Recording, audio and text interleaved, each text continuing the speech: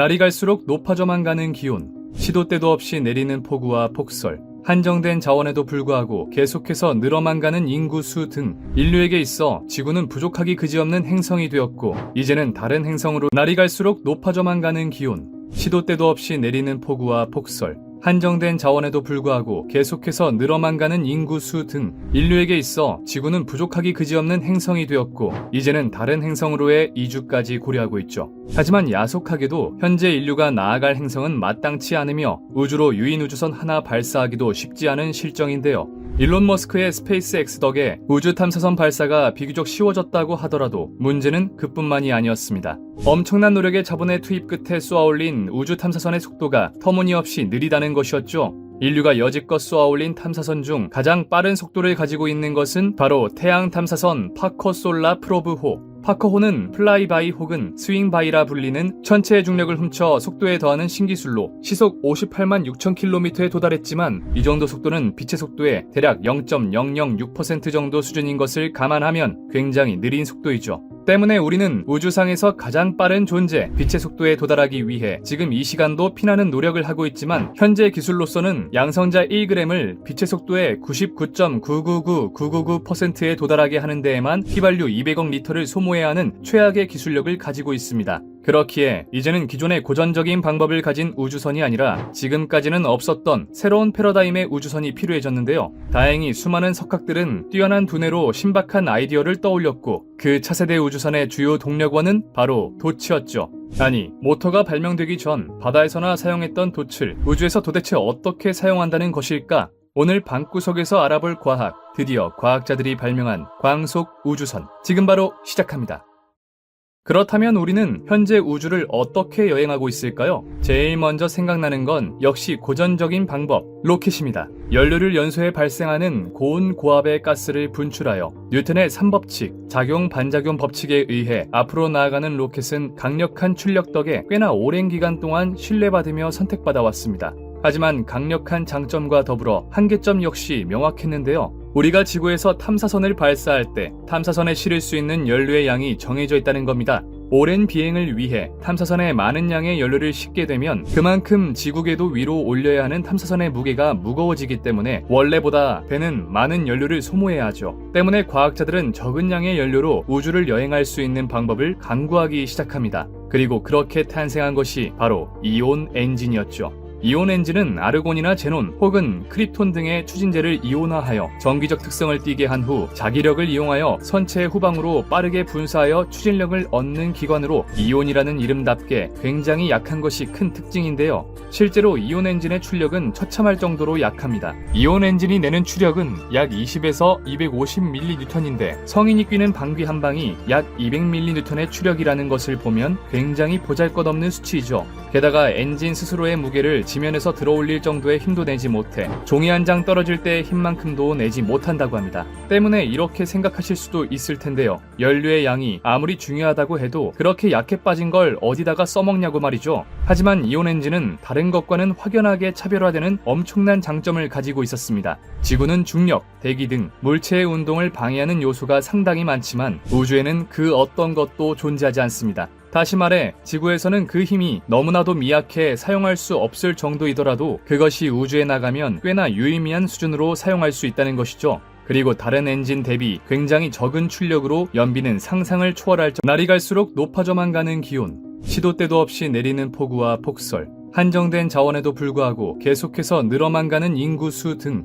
인류에게 있어 지구는 부족하기 그지없는 행성이 되었고, 이제는 다른 행성으로의 이주까지 고려하고 있죠. 하지만 야속하게도 현재 인류가 나아갈 행성은 마땅치 않으며 우주로 유인 우주선 하나 발사하기도 쉽지 않은 실정인데요. 일론 머스크의 스페이스X 덕에 우주 탐사선 발사가 비교적 쉬워졌다고 하더라도 문제는 그뿐만이 아니었습니다. 엄청난 노력의 자본의 투입 끝에 쏘아올린 우주 탐사선의 속도가 터무니없이 느리다는 것이었죠. 인류가 여지껏 쏘아올린 탐사선 중 가장 빠른 속도를 가지고 있는 것은 바로 태양 탐사선 파커 솔라 프로브호. 파커호는 플라이바이 혹은 스윙바이라 불리는 천체의 중력을 훔쳐 속도에 더하는 신기술로 시속 58만 6천 km에 도달했지만, 이 정도 속도는 빛의 속도의 대략 0.006% 정도 수준인 것을 감안하면 굉장히 느린 속도이죠. 때문에 우리는 우주상에서 가장 빠른 존재, 빛의 속도에 도달하기 위해 지금 이 시간도 피나는 노력을 하고 있지만 현재 기술로서는 양성자 1g을 빛의 속도의 99.999999%에 도달하게 하는 데에만 휘발유 200억 리터를 소모해야 하는 최악의 기술력을 가지고 있습니다. 그렇기에 이제는 기존의 고전적인 방법을 가진 우주선이 아니라 지금까지는 없었던 새로운 패러다임의 우주선이 필요해졌는데요. 다행히 수많은 석학들은 뛰어난 두뇌로 신박한 아이디어를 떠올렸고 그 차세대 우주선의 주요 동력원은 바로 돛이었죠. 아니, 모터가 발명되기 전 바다에서나 사용했던 돛을 우주에서 도대체 어떻게 사용한다는 것일까? 오늘 방구석에서 알아볼 과학, 드디어 과학자들이 발명한 광속 우주선, 지금 바로 시작합니다. 그렇다면 우리는 현재 우주를 어떻게 여행하고 있을까요? 제일 먼저 생각나는 건 역시 고전적인 방법, 로켓입니다. 연료를 연소해 발생하는 고온 고압의 가스를 분출하여 뉴턴의 3법칙, 작용 반작용 법칙에 의해 앞으로 나아가는 로켓은 강력한 출력 덕에 꽤나 오랜 기간 동안 신뢰받으며 선택받아 왔습니다. 하지만 강력한 장점과 더불어 한계점 역시 명확했는데요. 우리가 지구에서 탐사선을 발사할 때 탐사선에 실을 수 있는 연료의 양이 정해져 있다는 겁니다. 오랜 비행을 위해 탐사선에 많은 양의 연료를 싣게 되면 그만큼 지구궤도 위로 올려야 하는 탐사선의 무게가 무거워지기 때문에 원래보다 배는 많은 연료를 소모해야 하죠. 때문에 과학자들은 적은 양의 연료로 우주를 여행할 수 있는 방법을 강구하기 시작합니다. 그리고 그렇게 탄생한 것이 바로 이온 엔진이었죠. 이온 엔진은 아르곤이나 제논 혹은 크립톤 등의 추진제를 이온화하여 전기적 특성을 띠게 한 후 자기력을 이용하여 선체의 후방으로 빠르게 분사하여 추진력을 얻는 기관으로 이온이라는 이름답게 굉장히 약한 것이 큰 특징인데요. 실제로 이온 엔진의 출력은 처참할 정도로 약합니다. 이온 엔진이 내는 추력은 약 20에서 250mN인데 성인이 끼는 방귀 한 방이 약 200mN의 추력이라는 것을 보면 굉장히 보잘것없는 수치이죠. 게다가 엔진 스스로의 무게를 지면에서 들어올릴 정도의 힘도 내지 못해 종이 한 장 떨어질 때의 힘만큼도 내지 못한다고 합니다. 때문에 이렇게 생각하실 수도 있을 텐데요. 연료의 양이 아무리 중요하다고 해도 그렇게 약해 빠진 걸 어디다가 써먹냐고 말이죠. 하지만 이온 엔진은 다른 것과는 확연하게 차별화되는 엄청난 장점을 가지고 있었습니다. 지구는 중력, 대기 등 물체의 운동을 방해하는 요소가 상당히 많지만 우주에는 그 어떤 것도 존재하지 않습니다. 다시 말해 지구에서는 그 힘이 너무나도 미약해 사용할 수 없을 정도이더라도 그것이 우주에 나가면 꽤나 유의미한 수준으로 사용할 수 있다는 것이죠. 그리고 다른 엔진 대비 굉장히 적은 출력으로 연비는 상상을 초월할 정도입니다. 2013년 6월 24일 나사에서 테스트 중인 넥스트호는 48,000시간, 무려 5년 반이라는 시간 동안 엔진의 중단 없이 가동하는 기록을 세우기도 하였는데요. 이때 약 5년간 가동하는 데 소모된 연료는 고작 870kg. 이는 기존의 화학 로켓 엔진으로는 10톤 이상의 연료를 소모해야 하는 수준이었죠. 뿐만 아니라 연비 문제로 계속해서 엔진을 켜둘 수 없는 기존의 화학 로켓과는 달리 끊임없이 가속을 할 수 있기 때문에 중장기적인 관점으로 봤을 때 이온 엔진을 탑재한 탐사선은 결국 화학 로켓보다 수십, 수백 배는 빨라진다고 합니다. 하지만 이처럼 좋아 보이는 이온 엔진도 우주 여행을 계속하기에는 큰 문제가 있었으니 너무나도 적은 출력 덕에 목성 등 태양빛이 약해지는 곳에서는 원활한 비행을 할 수 없다는 것이었습니다. 그렇다면 목성 궤도보다 바깥을 여행하고 있는 보이저 1호, 2호들은 어떻게 비행을 하고 있는 것일까? 날이 갈수록 높아져만 가는 기온, 시도 때도 없이 내리는 폭우와 폭설, 한정된 자원에도 불구하고 계속해서 늘어만 가는 인구수 등 인류에게 있어 지구는 부족하기 그지없는 행성이 되었고 이제는 다른 행성으로의 이주까지 고려하고 있죠. 하지만 야속하게도 현재 인류가 나아갈 행성은 마땅치 않으며 우주로 유인 우주선 하나 발사하기도 쉽지 않은 실정인데요. 일론 머스크의 스페이스X 덕에 우주 탐사선 발사가 비교적 쉬워졌다고 하더라도 문제는 그뿐만이 아니었습니다. 엄청난 노력의 자본의 투입 끝에 쏘아올린 우주 탐사선의 속도가 터무니없이 느리다는 것이었죠. 인류가 여지껏 쏘아올린 탐사선 중 가장 빠른 속도를 가지고 있는 것은 바로 태양 탐사선 파커 솔라 프로브호. 파커호는 플라이바이 혹은 스윙바이라 불리는 천체의 중력을 훔쳐 속도에 더하는 신기술로 시속 58만 6,000km에 도달했지만 이 정도 속도는 빛의 속도의 대략 0.006% 정도 수준인 것을 감안하면 굉장히 느린 속도이죠. 때문에 우리는 우주상에서 가장 빠른 존재, 빛의 속도에 도달하기 위해 지금 이 시간도 피나는 노력을 하고 있지만 현재 기술로서는 양성자 1g을 빛의 속도의 99.999999%에 도달하게 하는 데에만 휘발유 200억 리터를 소모해야 하는 최악의 기술력을 가지고 있습니다. 그렇기에 이제는 기존의 고전적인 방법을 가진 우주선이 아니라 지금까지는 없었던 새로운 패러다임의 우주선이 필요해졌는데요. 다행히 수많은 석학들은 뛰어난 두뇌로 신박한 아이디어를 떠올렸고 그 차세대 우주선의 주요 동력원은 바로 돛이었죠. 아니, 모터가 발명되기 전 바다에서나 사용했던 돛을 우주에서 도대체 어떻게 사용한다는 것일까? 오늘 방구석에서 알아볼 과학, 드디어 과학자들이 발명한 광속 우주선, 지금 바로 시작합니다. 그렇다면 우리는 현재 우주를 어떻게 여행하고 있을까요? 제일 먼저 생각나는 건 역시 고전적인 방법, 로켓입니다. 연료를 연소해 발생하는 고온 고압의 가스를 분출하여 뉴턴의 3법칙, 작용 반작용 법칙에 의해 앞으로 나아가는 로켓은 강력한 출력 덕에 꽤나 오랜 기간 동안 신뢰받으며 선택받아 왔습니다. 하지만 강력한 장점과 더불어 한계점 역시 명확했는데요. 우리가 지구에서 탐사선을 발사할 때 탐사선에 실을 수 있는 연료의 양이 정해져 있다는 겁니다. 오랜 비행을 위해 탐사선에 많은 양의 연료를 싣게 되면 그만큼 지구궤도 위로 올려야 하는 탐사선의 무게가 무거워지기 때문에 원래보다 배는 많은 연료를 소모해야 하죠. 때문에 과학자들은 적은 양의 연료로 우주를 여행할 수 있는 방법을 강구하기 시작합니다. 그리고 그렇게 탄생한 것이 바로 이온 엔진이었죠. 이온 엔진은 아르곤이나 제논 혹은 크립톤 등의 추진제를 이온화하여 전기적 특성을 띠게 한 후 자기력을 이용하여 선체의 후방으로 빠르게 분사하여 추진력을 얻는 기관으로 이온이라는 이름답게 굉장히 약한 것이 큰 특징인데요. 실제로 이온 엔진의 출력은 처참할 정도로 약합니다. 이온 엔진이 내는 추력은 약 20에서 250mN인데 성인이 뛰는 방귀 한 방이 약 200mN의 추력이라는 것을 보면 굉장히 보잘것없는 수치이죠. 게다가 엔진 Antojar al comicoreano. Ojalá sí me la antojara, pinche comida, está bien sabroso. ¿Soy extranjero? Sí. No sé qué dijo, pero miente. Tampoco lo entendí. Es que no hablo zapoteco.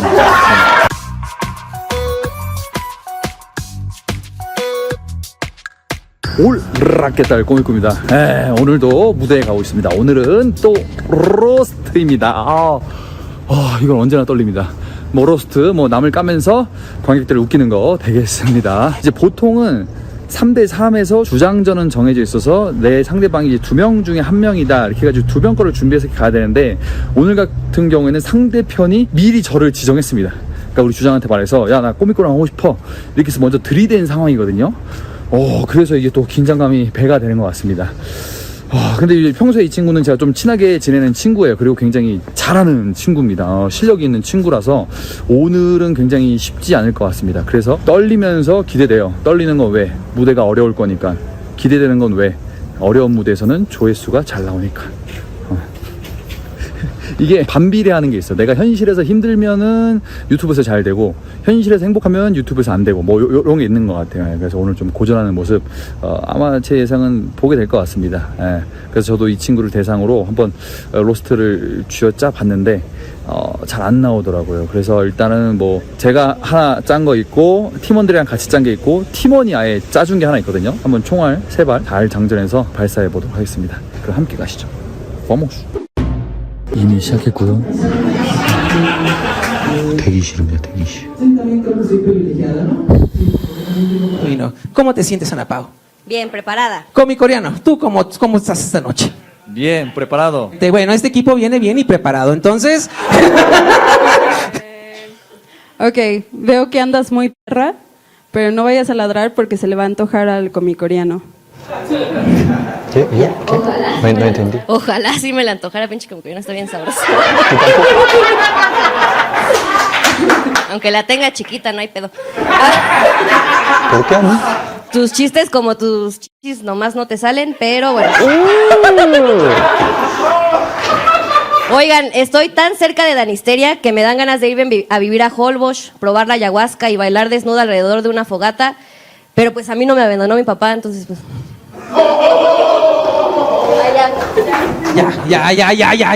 Ya basta. Ay, sí.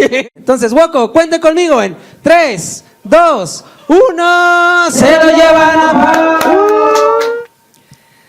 Comicoreano le dijo a Vania que copelas o cuello. Obviamente, Vania cooperó porque no le dieron cuello. Qué graciosa, la Jimena Sariñana en fentanilo, ¿verdad? ¡Ah, cabrón, ella! Inés se parece a Ana Frank, percibida entre las tablas, bueno. Ok. ¿Cómo te sentiste, Inés? Pues al parecer me parezco a muchas personas. Vania, ¿cómo te sentiste? Bien, bien, perdóname, amiga. Sabes que también te quiero. Ella dice que no. Ay, así. Ayúdenme a contar en 3, 2, 1. Se lo lleva Vania. Quería ver, ¿tenemos extranjeros de casualidad? Aparte de... ese? No, ¿verdad? No, es que le pregunto, miren, porque, miren, no es que me caigan mal, pero pues, nada más me cagan, ¿no? Es que ya siento que ya es mucho, manos, o sea... Pero siento un poquito que es nuestra culpa, la verdad. No sé qué opinan, porque ahí el anuncio decía específicamente, Visit México, pero no dice cuánto tiempo, ¿no? Entonces, Sí. Entonces, pues ya con eso ya me voy, gracias, buenas noches. Woco, reciban la batalla de Comi Coreano. Bien, soy extranjero, sí.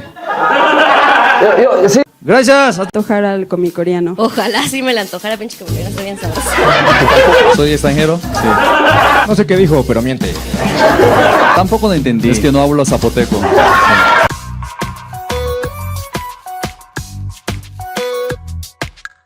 올라켓달 코미코입니다. 오늘도 무대에 가고 있습니다. 오늘은 또 로스트입니다.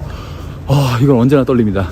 뭐 로스트, 뭐 남을 까면서 관객들을 웃기는 거 되겠습니다. 이제 보통은 3대3에서 주장전은 정해져 있어서 내 상대방이 이제 2명 중에 1명이다 이렇게 해가지고 2명 거를 준비해서 가야 되는데, 오늘 같은 경우에는 상대편이 미리 저를 지정했습니다. 그러니까 우리 주장한테 말해서 야, 나 꼬미꼬랑 하고 싶어 이렇게 해서 먼저 들이댄 상황이거든요. 그래서 이게 또 긴장감이 배가 되는 것 같습니다. 근데 이제 평소에 이 친구는 제가 좀 친하게 지내는 친구예요. 그리고 굉장히 잘하는 친구입니다. 실력이 있는 친구라서 오늘은 굉장히 쉽지 않을 것 같습니다. 그래서 떨리면서 기대돼요. 떨리는 건 왜? 무대가 어려울 거니까. 기대되는 건 왜? 어려운 무대에서는 조회수가 잘 나오니까.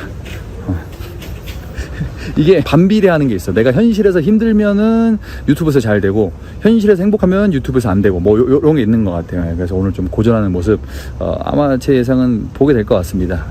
그래서 저도 이 친구를 대상으로 한번 로스트를 쥐어짜 봤는데 잘 안 나오더라고요. 그래서 일단은 뭐 제가 하나 짠 거 있고, 팀원들이랑 같이 짠 게 있고, 팀원이 아예 짜준 게 하나 있거든요. 한번 총알 3발 잘 장전해서 발사해 보도록 하겠습니다. 그럼 함께 가시죠. 와모스. 이미 시작했고요. 대기실입니다, 대기실. Bueno, ¿cómo te sientes, Ana Pao? Bien, preparada. Comi Coreano, ¿tú cómo estás esta noche? Bien, preparado. Bueno, este equipo viene bien y preparado, entonces... Ok, veo que andas muy perra, pero no vayas a ladrar porque se le va a antojar al comicoreano. ¿Qué? No entendí. Ojalá sí me la antojara, pinche que me está bien sabroso. Aunque la tenga chiquita, no hay pedo. ¿Por qué a mí? Tus chistes como tus chichis nomás no te salen, pero bueno. Oigan, estoy tan cerca de Danisteria que me dan ganas de ir a vivir a Holbox, probar la ayahuasca y bailar desnuda alrededor de una fogata. Pero pues a mí no me abandonó mi papá, entonces pues...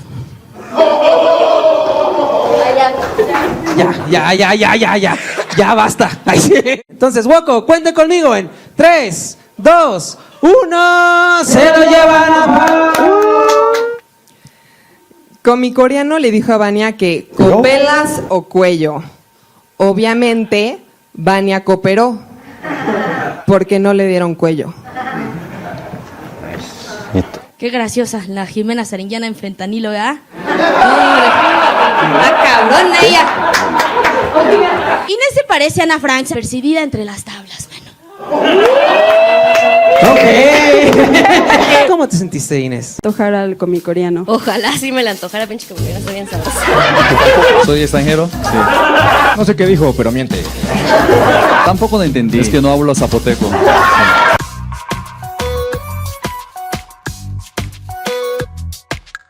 올라켓달 코미코입니다. 오늘도 무대에 가고 있습니다. 오늘은 또 로스트입니다. 이건 언제나 떨립니다. 뭐 로스트, 뭐 남을 까면서 관객들을 웃기는 거 되겠습니다. 이제 보통은 3대3에서 주장전은 정해져 있어서 내 상대방이 이제 2명 중에 1명이다 이렇게 해가지고 2명 거를 준비해서 가야 되는데, 오늘 같은 경우에는 상대편이 미리 저를 지정했습니다. 그러니까 우리 주장한테 말해서 야, 나 꼬미꼬랑 하고 싶어 이렇게 해서 먼저 들이댄 상황이거든요. 그래서 이게 또 긴장감이 배가 되는 것 같습니다. 근데 평소에 이 친구는 제가 좀 친하게 지내는 친구예요. 그리고 굉장히 잘하는 친구입니다. 실력이 있는 친구라서 오늘은 굉장히 쉽지 않을 것 같습니다. 그래서 떨리면서 기대돼요. 떨리는 건 왜? 무대가 어려울 거니까. 기대되는 건 왜? 어려운 무대에서는 조회수가 잘 나오니까. 이게 반비례하는 게 있어. 내가 현실에서 힘들면은 유튜브에서 잘 되고, 현실에서 행복하면 유튜브에서 안 되고, 뭐 요런 게 있는 것 같아요. 그래서 오늘 좀 고전하는 모습 아마 제 예상은 보게 될 것 같습니다. 그래서 저도 이 친구를 대상으로 한번 로스트를 쥐어짜 봤는데 잘 안 나오더라고요. 그래서 일단은 뭐 제가 하나 짠 거 있고, 팀원들이랑 같이 짠 게 있고, 팀원이 아예 짜준 게 하나 있거든요. 한번 총알 3발 잘 장전해서 발사해 보도록 하겠습니다. 그럼 함께 가시죠. Vamos. 이미 시작했고요. 대기실입니다, 대기실. Bueno, ¿cómo te sientes, Ana Pao?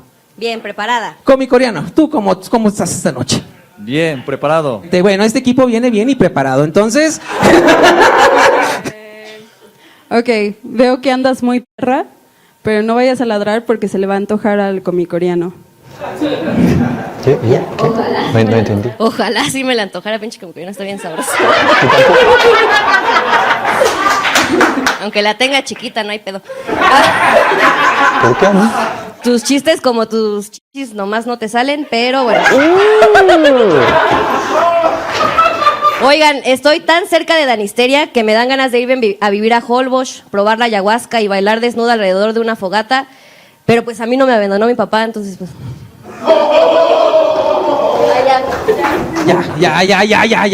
Ya basta. Ay, sí. Entonces, Woko, cuente conmigo en 3, 2, 1, se lo llevan a Pau. Comicoreano le dijo a Vania que copelas o cuello. Obviamente, Vania cooperó porque no le dieron cuello. Qué graciosa, la Jimena Sariñana en fentanilo, ¿verdad? ¡Hombre! ¡Está cabrona ella! Inés se parece a Ana Frank, percibida entre las tablas, bueno. Ok.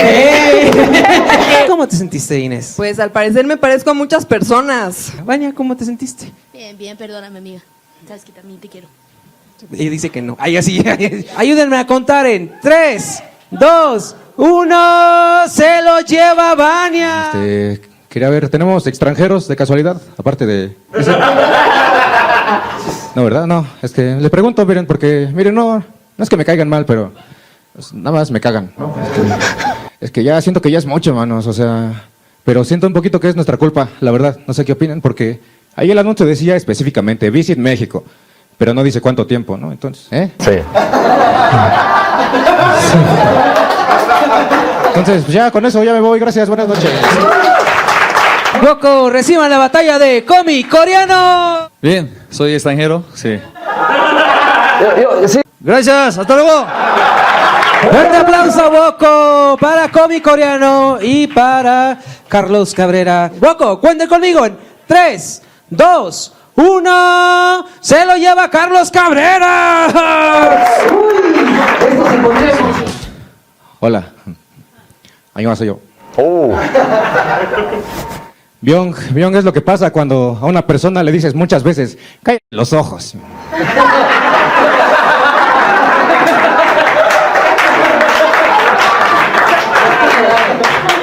Él toma foto. O sea, Cabrera trabajaba sacándole foto a Gon para su OnlyFans. 이 지구에서 생명체가 탄생한 순간부터 지금까지 아직도 풀리지 않고 있는 영원한 수수께끼 우주의 탄생. 우리가 상상할 수 없을 정도로 넓고 광활한 이 우주는 도대체 어떻게 만들어졌으며 왜 생겨났는지, 이는 수백만 년 전부터 지금까지 인류의 수수께끼로 남아 여전히 풀리지 않고 있습니다. 하지만 인간은 스스로 생각할 줄 아는 매우 똑똑한 동물인지라 하나둘 의문을 풀어나가기 시작했고, 그 결과 영원히 알 수 없을 것 같던 이 우주의 시작이 빅뱅이라는 거대한 사건이었다는 것을 깨닫게 되었죠. 물론 빅뱅 이론 역시 수백 년 전 사장된 천동설이나 지동설 이론처럼 새로운 이론에 의해 밀려날 수도 있겠지만, 빅뱅 이론은 그들이 겪었던 모든 풍파들을 이겨내고 아직까지도 그 자리를 지켜내고 있습니다. 그리고 이제 그런 빅뱅 이론이 풀어나가야 할 과제는 이제 단 한 가지만이 남았죠. 물론 아직까지 빅뱅 이론이 설명하지 못하는 현상들은 많이 존재하고 있지만 이 현상들은 이 우주가 어떻게 태어났는지만 알 수 있다면 모두 풀리는 하찮은 문제들이었습니다. 그리고 실제 우리는 점점 더 과거의 별을 발견하는 데 성공하며 이 우주의 본질에 다가서고 있죠. 그런데 21세기 최고의 천문학자 중 한 명인 한 과학자가 우리는 영원히 이 우주의 본질을 알아낼 수 없을 것이라고 합니다. 당장 지금 이 순간부터 우리가 수천 년 뒤에 문명을 가진 생명체가 되더라도 우리는 결코 이 우주의 본질을 알아낼 수 없을 것이라고 하죠. 오늘 방구석에서 알아볼 과학, 우린 우주의 비밀을 풀 수 있는가? 지금 바로 시작합니다.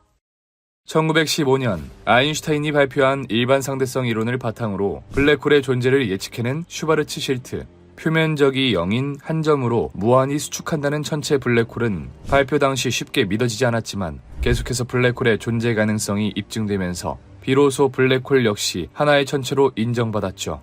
그때부터 인류는 모든 것을 빨아들인다는 신비하면서도 무서운 존재, 블랙홀에 대해 연구하기 시작합니다. 하지만 그에 대해 연구하면 연구할수록 머릿속에서 하나의 의문이 끊이지 않고 떠올랐는데요. 블랙홀이 엄청난 중력으로 모든 것을 계속해서 빨아들인다면 그 물질들은 전부 어디로 가는 것일까? 블랙홀은 중력이 너무나도 강해서 우주상에서 가장 빠르다는 존재 빛조차 빨아들이며 계속해서 성장합니다. 물질을 빨아들여 질량이 증가할수록 블랙홀의 중력은 강해지고 중력이 강해질수록 더욱 많은 물질들을 빨아들일 수 있어 블랙홀의 크기는 계속해서 커지게 되죠. 때문에 슈바르츠 실트에 의해 블랙홀의 존재가 예측된 이후 우리는 블랙홀이 계속해서 물질을 빨아들이고 그 크기가 계속해서 증가할 것이라고 생각해왔습니다. 하지만 블랙홀이 정말 이런 식으로 행동한다면 굉장히 무서운 일이 아닐 수 없는데요. 블랙홀이 계속해서 한계를 모르고 커진다면 과연 어디까지 커지냐가 가장 커다란 문제였습니다. 물론 우주는 굉장히 넓기 때문에 블랙홀이 우주를 지배하는 데까지는 오랜 시간이 걸리겠지만 충분히 시간이 흐른다면 우주에 남는 천체는 결국 블랙홀일 뿐입니다. 다시 말해 우리 우주의 미래는 블랙홀에게 갈기갈기 찢길 것이라는 것이었죠. 때문에 우리는 주위 물질을 빨아들이며 계속해서 성장하는 블랙홀을 막을 수 없다고 생각했고 무언가 이상하긴 했지만 이 우주의 끝에는 암울한 미래만이 펼쳐져 있을 것이라고 생각하였습니다. 물론 그러면서 모든 것을 빨아들이는 블랙홀과 반대되는 개념인 모든 것을 내뱉는 천체 화이트홀을 구상하기도 했지만 화이트홀이 모든 것을 내뱉는 동시에 국수적으로 엄청난 질량이 모이기 때문에 다시 한번 블랙홀이 생겨 화이트홀이라는 개념 역시 잘못되었다고 결론짓게 되었죠. 다시 말해 블랙홀이 작아질 방법은 존재하지 않으며 블랙홀은 주위의 물질을 잡아먹고 끝을 모르고 성장할 뿐이라는 것이었습니다. 하지만 이에 대해 굉장한 의구심을 품은 자가 있었으니 바로 인류를 대표할 정도로 천체 물리학에 능통했던 천재 스티븐 호킹이었죠. 사실 호킹 이전에도 블랙홀에 대해 의구심을 가졌던 사람이 있었습니다. 1972년 야콥 베켄슈타인은 이 세상을 지배하는 법칙, 연력학을 적용시켜 보기로 하는데요. 그런데 연력학 법칙에 의하면 우리가 지금까지 알고 있던 블랙홀의 정의는 굉장히 많이 수정되어야 했죠. 셀 수 없을 정도로 많은 입자로 이루어져 있는 이 우주가 고작 블랙홀 몇 개로 정리가 된다면 이는 연력학 제2법칙인 엔트로피의 법칙을 위반하게 되는 것이었습니다. 엔트로피 법칙은 쉽게 말해 이 세상은 점점 무질서한 방향으로 나아간다는 법칙으로 물에 퍼진 잉크가 자유분방하게 퍼지는 것을 보면 알 수 있는데요. 반대로 엔트로피가 낮아진다는 것은 이미 엎질러진 물을 다시 주워 담고 물에 퍼진 잉크를 다시 돌리는 행위에 해당합니다. 다시 말해 절대 엔트로피는 낮아질 수 없다는 것이죠. 만약 블랙홀의 엔트로피가 0이라면 주변의 엔트로피가 0이 아닌 무언가를 블랙홀 안에 넣었을 때 전체 엔트로피는 감소하게 될 겁니다. 하지만 이 세상에 그런 일은 벌어질 수 없으니 블랙홀은 엔트로피가 0이 아니게 되는 것이죠. 때문에 블랙홀의 온도는 절대온도 0도가 아니며 이는 온도에 따라 빛이 나오는 현상인 흑체 복사가 일어나야만 했습니다. 이는 다시 말해 모든 것을 빨아들이기만 하고 당연하게도 내뱉는 것은 없다 생각했던 블랙홀이 사실은 우리도 모르게 계속해서 복사열을 내뱉고 있었다는 것이죠. 나아가 호킹은 더욱 충격적인 이야기를 합니다. 베켄슈타인의 제안으로부터 2년 후 호킹 박사는 호킹 복사라는 것을 제시하며 흑체 복사가 충분히 가능하다고 말합니다. 그렇다면 호킹 복사가 이야기하는 블랙홀이 내뱉는 물질은 과연 무엇일까? 바로 여기서 일반 상대성 이론과는 전혀 연관이 없을 것 같던 양자역학이 등장하게 됩니다. 이제는 우리 대중들에게 많이 친숙해진 양자역학은 사실 우리가 알고 있는 것보다 훨씬 괴랄한 것들을 품고 있는 학문인데요. 그 중에는 우리의 상식 수준으로 절대 이해할 수 없는 양자요동, 혹은 양자 떨림이라 부르는 현상이 있었죠. 우리는 진공 상태라고 한다면 그 안에 기체조차 존재하지 않는 무의 공간이라고 생각합니다. 보통 공기를 빼 진공 상태를 만든다고 하니 그렇게 알고 있는 것이 당연하죠. 하지만 양자역학에서는 진공 상태에서 우리도 모르게 수많은 것들이 일어난다고 하는데요. 하이젠베르크의 불확정성의 원리에 따르면 공간에는 전자와 양전자가 수시로 생성되었다가 서로 충돌하며 소멸하기를 반복한다고 합니다. 일반적으로 이런 양자요동이 일어나는 시간은 무려 10의 마이너스 44제곱초 정도로 매우 짧기 때문에 관측하기가 극도로 어려우며 만약 발견한다고 해도 불확정성의 원리에 따라 일정 정밀도 이상 측정하는 것이 불가능하다고 하죠. 하지만 이 양자요동이 블랙홀의 사건의 지평선에서 일어날 경우에는 이야기가 아주 많이 달라졌습니다. 예를 들어 사건의 지평선 근처에서 양자요동이 일어난다고 생각해봅시다. 양자요동에 의해 양의 에너지를 갖고 있는 입자와 음의 에너지를 가지고 있는 입자가 생깁니다. 음의 에너지를 가진 물질이 존재한다는 게 믿기지 않지만 불확정성의 원리에 의하면 이 세계에 오래 머물지 않는 입자는 음의 에너지를 가질 수 있다고 하죠. 어차피 양의 에너지를 가진 입자와 음의 에너지를 가진 입자가 다시 만나 사라져버릴 것이기 때문에 에너지 보존 법칙을 위반하지도 않습니다. 그런데 블랙홀의 사건의 지평선에서 양자요동이 일어나면서 둘 중 하나의 입자가 확률적으로 블랙홀에 빨려 들어가게 되는데요. 이때 만약 양의 에너지를 가진 입자가 빨려 들어가고 음의 에너지를 가진 입자가 방출되게 된다면 불확정성의 원리를 위배하기 때문에 음의 에너지를 가진 입자가 빨려 들어가고 양의 에너지를 가진 입자가 방출하게 되죠. 이는 마치 블랙홀이 입자를 방출하는 것처럼 보이며 이것이 바로 호킹 복사였습니다. 그리고 외부에서 볼 때 이 현상은 블랙홀이 바깥으로 에너지를 방출하는 셈이 되는데 전체 에너지는 항상 보존되어야 한다는 에너지 보존 법칙에 의해 블랙홀이 방출한 입자만큼 블랙홀의 질량은 줄어들게 되죠. 또 아주 미량이긴 하지만 질량이 줄어들었기 때문에 블랙홀의 수명 역시 점차 줄어들게 됩니다.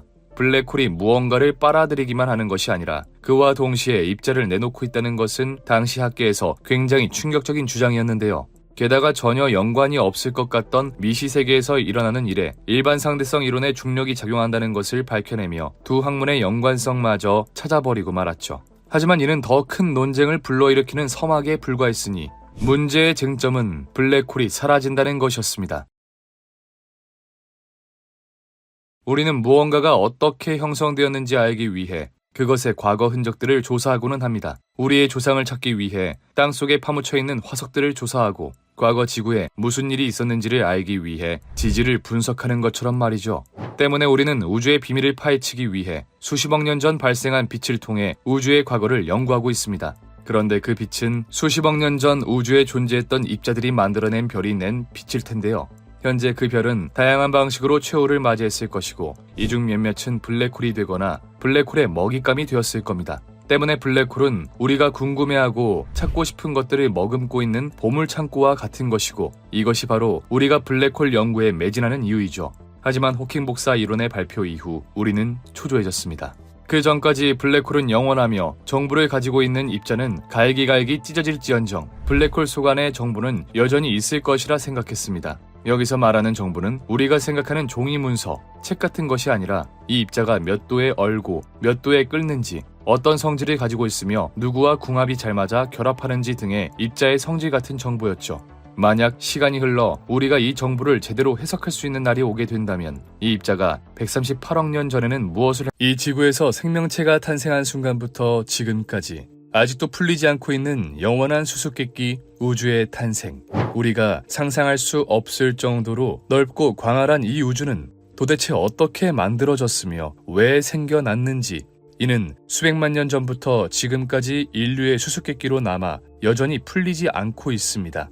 하지만 인간은 스스로 생각할 줄 아는 매우 똑똑한 동물인지라 하나 둘 의문을 풀어나가기 시작했고 그 결과 영원히 알 수 없을 것 같던 이 우주의 시작이 빅뱅이라는 거대한 사건이었다는 것을 깨닫게 되었죠. 물론 빅뱅 이론 역시 수백 년 전 사장된 천동설이나 지동설 이론처럼 새로운 이론에 의해 밀려날 수도 있겠지만 빅뱅 이론은 그들이 겪었던 모든 풍파들을 이겨내고 아직까지도 그 자리를 지켜내고 있습니다.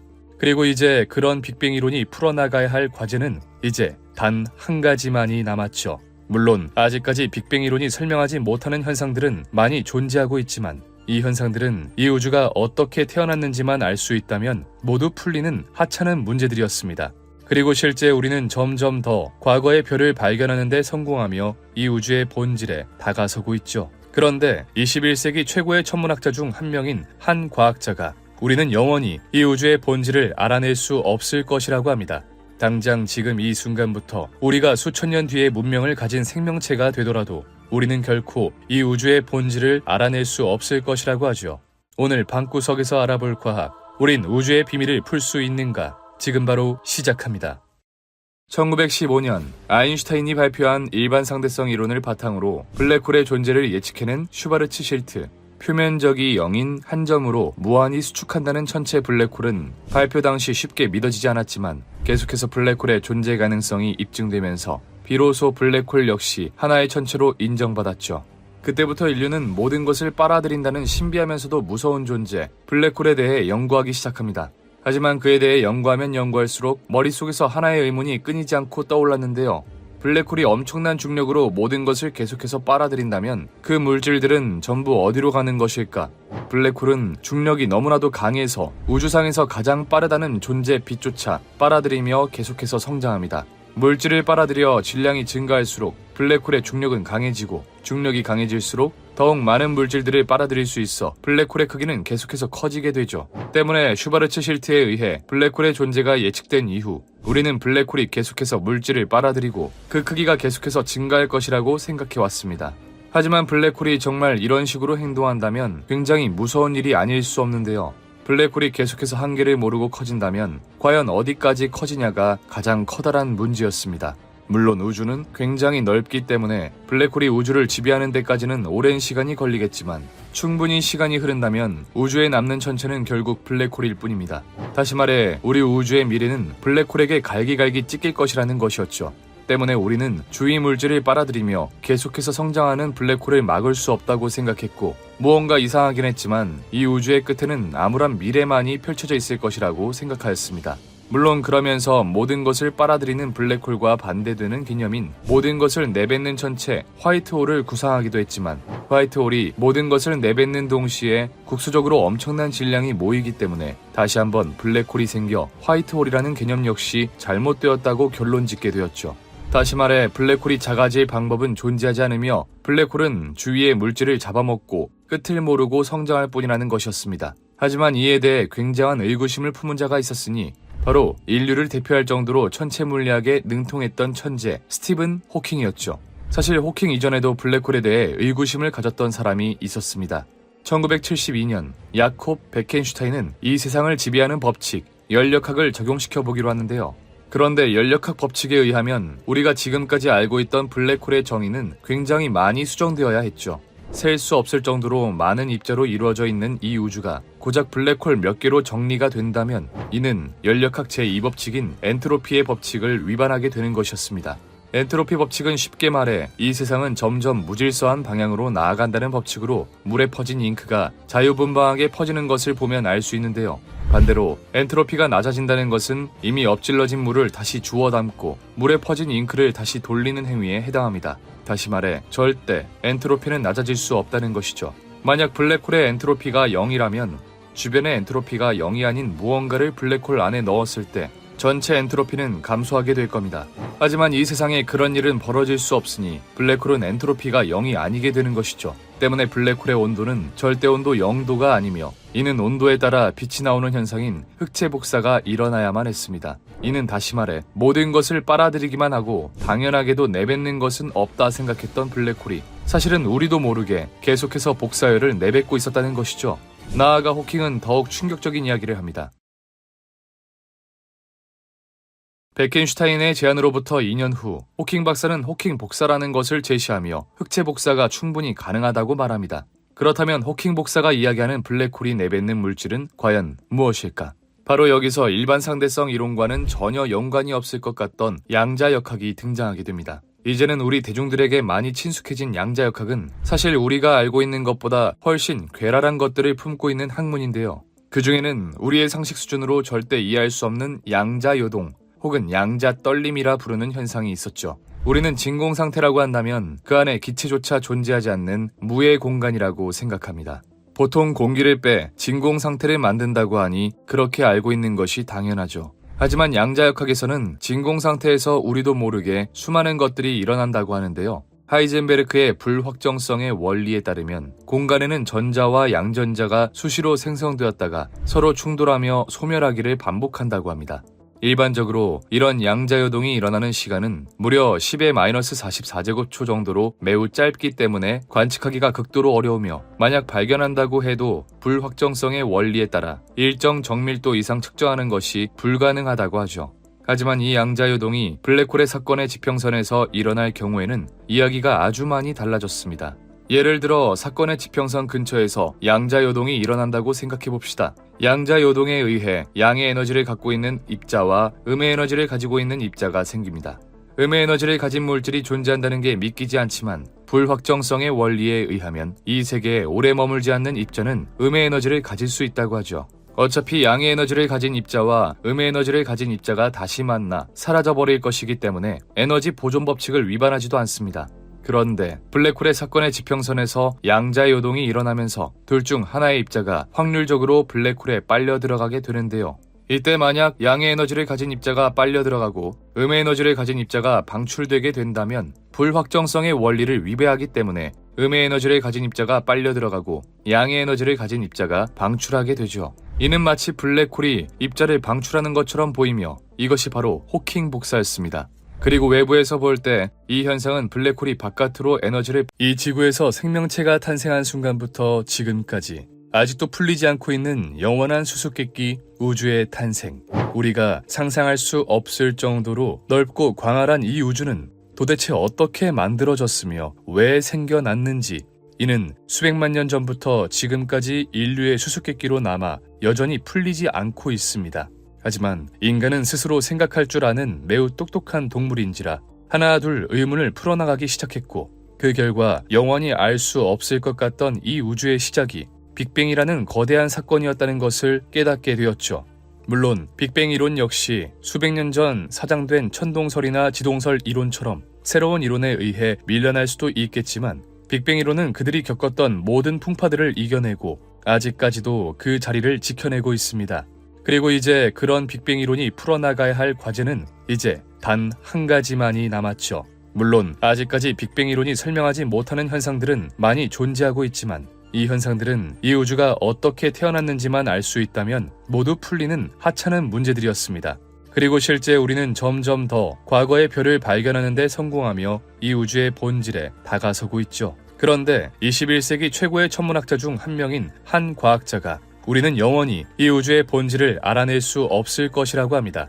당장 지금 이 순간부터 우리가 수천 년 뒤에 문명을 가진 생명체가 되더라도 우리는 결코 이 우주의 본질을 알아낼 수 없을 것이라고 하죠. 오늘 방구석에서 알아볼 과학, 우린 우주의 비밀을 풀 수 있는가? 지금 바로 시작합니다.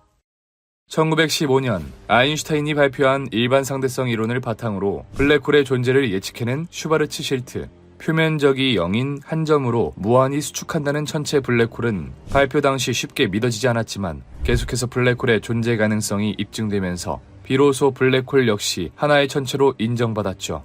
그때부터 인류는 모든 것을 빨아들인다는 신비하면서도 무서운 존재, 블랙홀에 대해 연구하기 시작합니다. 하지만 그에 대해 연구하면 연구할수록 머릿속에서 하나의 의문이 끊이지 않고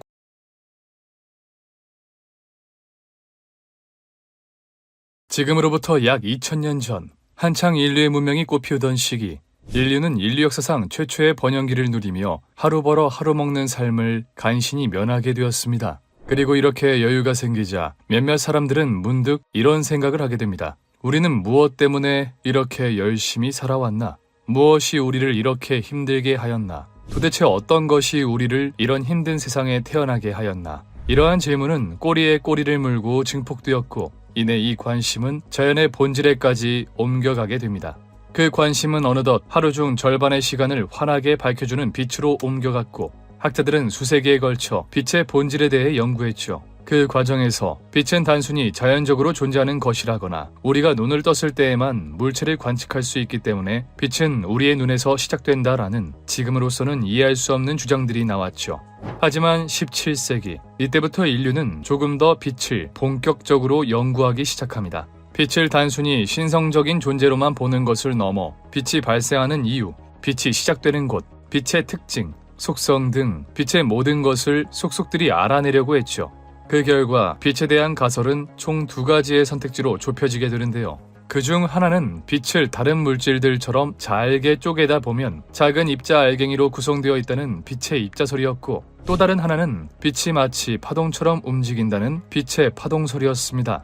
여기서 이상한 건 어떨 때는 빛이 입자처럼 행동하고 또 어떨 때는 파동처럼 행동했다는 건데요. 그 누구도 서로가 틀렸다고 반박할 수는 없었지만 또 그렇다고 자신이 틀린 것도 아니었습니다. 분명 물질은 하나의 성질만을 가지고 있어야 했는데 그것도 절대 양립할 수 없는 특징들이 하나의 물체에서 보인다니 정말 귀신이 곡할 노릇이었죠. 때문에 이를 인정할 수 없었던 고전역학의 아버지 아이작 뉴턴은 빛이 수많은 알갱이로 구성되어 있다는 빛의 입자설을 주장하게 됩니다. 그는 프리즘을 이용해 서로 다른 굴절률을 가진 빛이 합쳐져 백색광을 이룬다는 것을 발견해내며 다른 굴절률을 가지고 있는 세 개의 빛들이 빛의 최소 입자, 즉 입자라고 주장했는데요. 너무나도 확실한 증거에 빛의 파동설은 맥을 추리지 못했고 빛에 대한 논쟁은 입자설의 승리로 돌아가는 듯 했습니다. 더욱이 빛의 입자설을 발표한 뉴턴은 당시 만유인력 등의 논문으로 과학계에 거장이 된 상태라 대부분의 과학자들은 감히 그의 빛 입자설을 반박할 생각조차 하지 못했죠. 하지만 19세기 초 뉴턴의 권위에 도전하는 학자가 있었으니 그는 바로 영국의 의사이자 물리학자였던 토마스 영이었습니다. 그는 빛의 성질을 알아내기 위해 한 가지 재미있는 실험을 구상했는데요. 우선 좁은 틈이 있는 이중 슬릿을 하나 구해다 놓고 여기에 빛을 통과시킵니다. 만약 여기서 빛이 입자라면 둘 중 하나는 구멍만을 통과할 것이며 파동이라면 두 구멍을 모두 통과해 파동의 특성인 간섭 무늬를 보이게 될 겁니다. 실험 결과 이중 슬릿을 통과한 빛은 파동의 특징 중 하나인 간섭 무늬를 보였고 그 결과 오랜 기간 동안 내려져 왔던 빛의 입자설은 빛의 파동설로 대체되고 말았죠. 게다가 19세기 중반 열역학의 아버지 제임스 클러크 맥스웰이 전자기 연구를 통해 얻은 방정식으로 전자기파의 속도를 구현해내는 데 성공하며 빛 역시 전자기파라는 파동의 한 종류임을 밝혀내고 말았습니다. 그렇게 뉴턴에 의한 입자로 시작된 빛은 파동으로 결론나는 듯 하였는데 20세기 초 300년간 이어져 왔던 빛에 대한 논쟁이 한 과학자에 의해 매듭 지어지게 됩니다.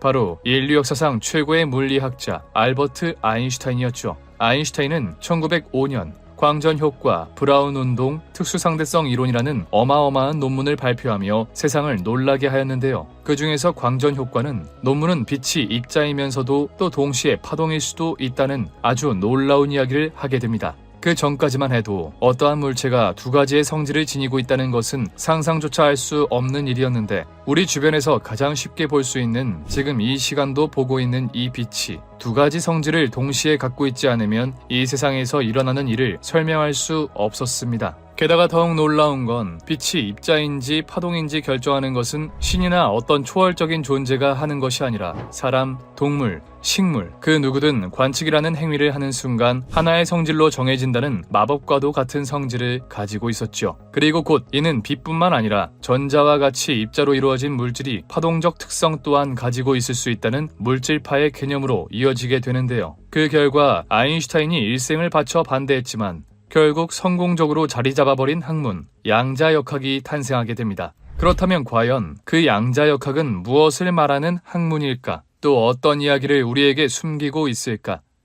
기원전 약 400년경 세상의 본질을 탐구하기 위해 노력하던 그리스의 학자들. 당시 학자들은 물질은 무한히 작게 나눌 수 있으면서도 계속해서 쪼개지는 연속적인 개념이라고 생각하였습니다. 바위를 쪼개면 돌멩이가 되고 돌멩이를 쪼개면 모래가 되고 모래를 쪼개면 알 수 없는 작은 알갱이로 계속해서 쪼개진다고 생각한 것이죠. 하지만 데모크리토스는 물질을 계속해서 쪼개나가면 궁극적으로는 더 이상 쪼갤 수 없는 작고 단단한 입자에 도달할 것이라고 생각하였습니다. 그리고 더 이상 쪼갤 수 없는 작고 단단한 입자에 원자라는 이름을 붙여주었죠. 그렇게 인류 최초로 물질의 최소 기본 입자인 원자라는 개념이 생겼으나 원자는 단지 그의 상상 속에서만 존재하는 입자였기 때문에 물질의 원자설은 사람들의 기억 속에서 서서히 잊혀져 갔죠.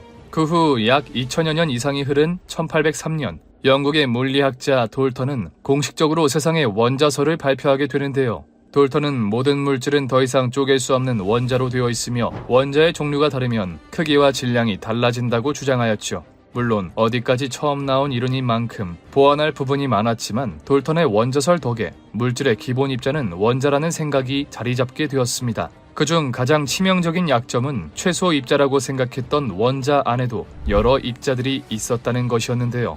1897년 영국의 물리학자 톰슨은 물질의 기본 입자인 원자의 정체를 밝히기 위해 한 가지 실험을 고안합니다. 크룩스관이라 불리는 진공관 양쪽에 전압을 걸어 원자를 분리해보기로 하는데요.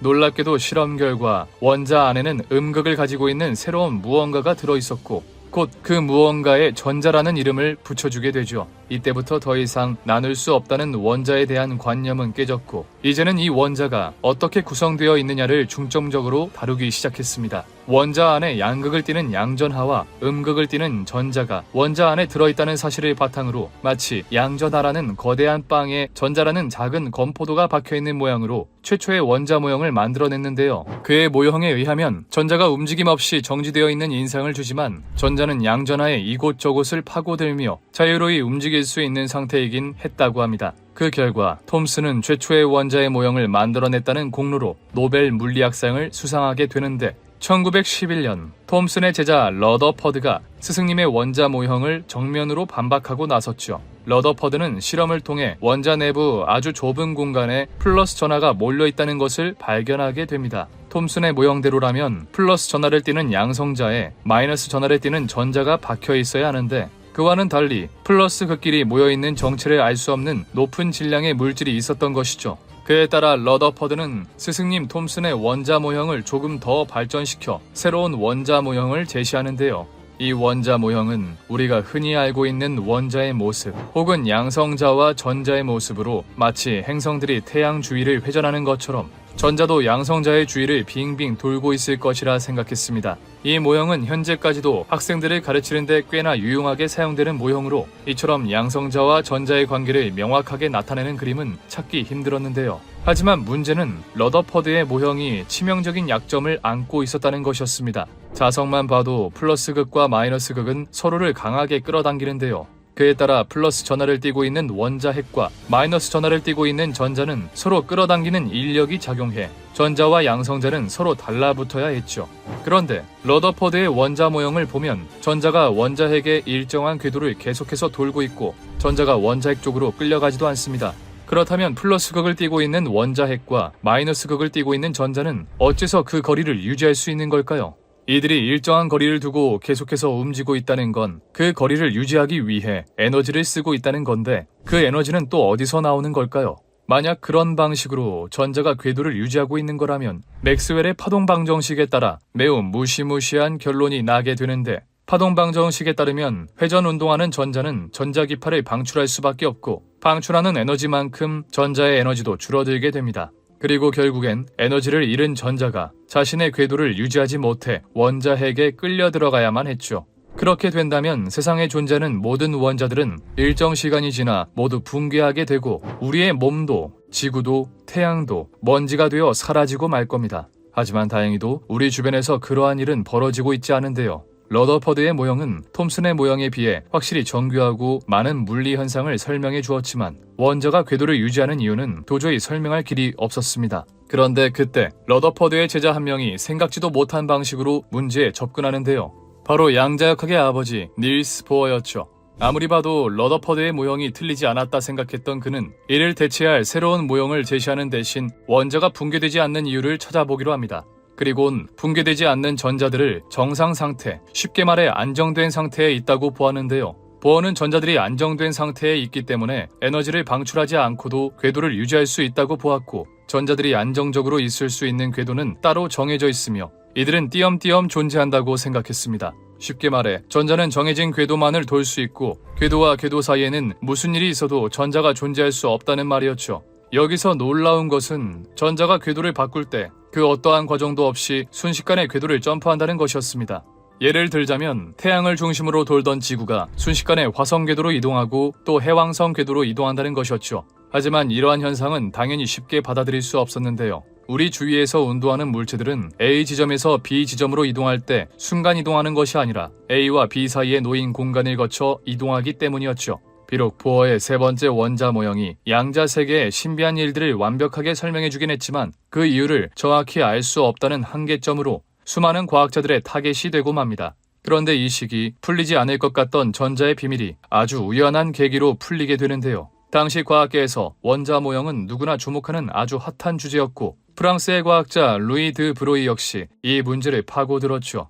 하지만 당시의 상식만으로는 도저히 이러한 현상을 설명할 수 없었는데 그는 머리도 식힐 겸 동료 과학자들과 술자리를 가지게 됩니다. 동료들과 시시콜콜한 이야기를 나누며 점점 취해가던 드 브로이는 문득 아인슈타인이 발표했던 논문이 하나 떠올랐는데 그 논문이 바로 빛이 입자이면서 파동일 수 있다는 획기적인 아이디어를 담은 광전효과 논문이었죠. 그리고는 빛뿐만 아니라 전자 역시 입자이면서 파동일 수 있겠다는 아주 놀라운 생각을 하게 됩니다. 드 브로이는 바로 다음날 이 아이디어를 더욱 구체화시켜 물질파라는 개념을 만들어냈고 그 결과 인류의 역사가 아주 크게 바뀌게 되었죠. 하지만 안타깝게도 드 브로이의 엄청난 논문은 다른 과학자들에게 딱히 주목받지 못했는데 과학자들 중에서 단 한 명이 그 논문을 아주 주의 깊게 살펴보았습니다. 그는 바로 아인슈타인이었죠. 드 브로이의 물질파 논문을 읽은 아인슈타인은 그의 천재성에 감탄하며 동료 과학자들에게 논문을 소개해 주었고 뿐만 아니라 드 브로이의 물질파 이론에 집중하며 이를 더욱 정교하게 발전시키려 노력까지 하였습니다. 이 물질파를 이용한다면 그동안 설명되지 않았던 보어의 원자 모형의 정상 상태와 양자 도약 현상을 설명할 수 있었고 수소 이외의 모든 물질들의 파동성도 설명할 수 있었죠. 하지만 드 브로이의 물질파 이론에도 명확한 한계점이 있었으니 전자가 정말로 입자와 파동의 성질을 동시에 가지고 있냐는 것이었습니다.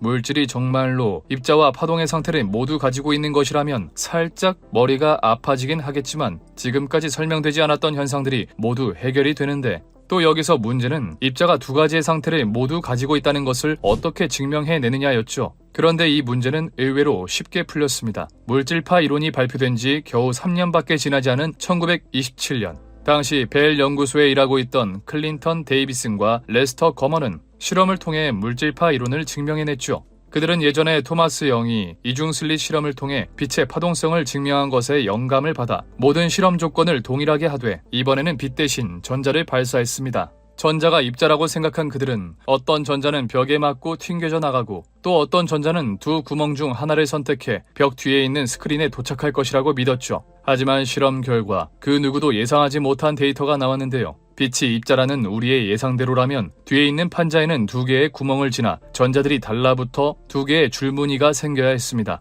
하지만 두 줄은커녕 여러 줄이 나왔는데요. 다시 말해 우리가 입자라고 굳게 믿고 왔던 전자가 사실은 파동의 성질도 가지고 있는 것이었습니다. 그렇게 데이비슨 거머 실험에 의해 물질 역시 입자임과 동시에 파동이라는 드 브로이의 물질파가 증명되었죠. 하지만 이는 과학자들에게 더욱 많은 혼란을 가중할 뿐이었는데요. 이론으로는 모든 것이 설명이 되지만 수학적으로는 이와 같은 현상들을 명확히 표현할 수 없다는 것이었습니다. 그리고 이때 다시 한번 구원자가 등장하게 되죠. 그는 바로 당시 보어와 같이 연구를 진행하던 조머펠트의 제자 하이젠베르크였습니다. 하이젠베르크는 보어 아래에서 약 8개월간 공부하며 원자에 관한 그의 모든 설명을 들었고 모든 학자들이 난관에 부딪힌 이 현상을 수학적으로 기술해보기로 합니다. 하지만 어떻게 움직이는지조차 모르는 원자의 움직임을 수식으로 바꾸는 건 쉬운 일이 아니었는데 고전역학으로 어떤 물질의 운동을 표현하기 위해선 지금 그 물질이 어디 있는지 정확히 위치를 알아야 했고 그 물질이 지금 어떤 상태에 있는지 다시 말해 어떠한 방향과 속력으로 움직이고 있는지 알아야 했죠. 그런데 여기서 문제는 원자의 위치와 속도를 절대로 알 수 없었다는 겁니다. 보통 학자들이라면 단순히 관측 장비가 발달하지 않아 알아낼 수 없는 것이라고 생각할 수도 있었지만 하이젠베르크는 직감적으로 위치와 속도 두 가지를 동시에 알아내는 것이 불가능하다고 생각했는데요. 그렇다고 단순히 느낌대로 대충 이 위치에서 대충 이 정도의 속도겠거니 하는 식으로는 이론을 만들 생각도 없었습니다.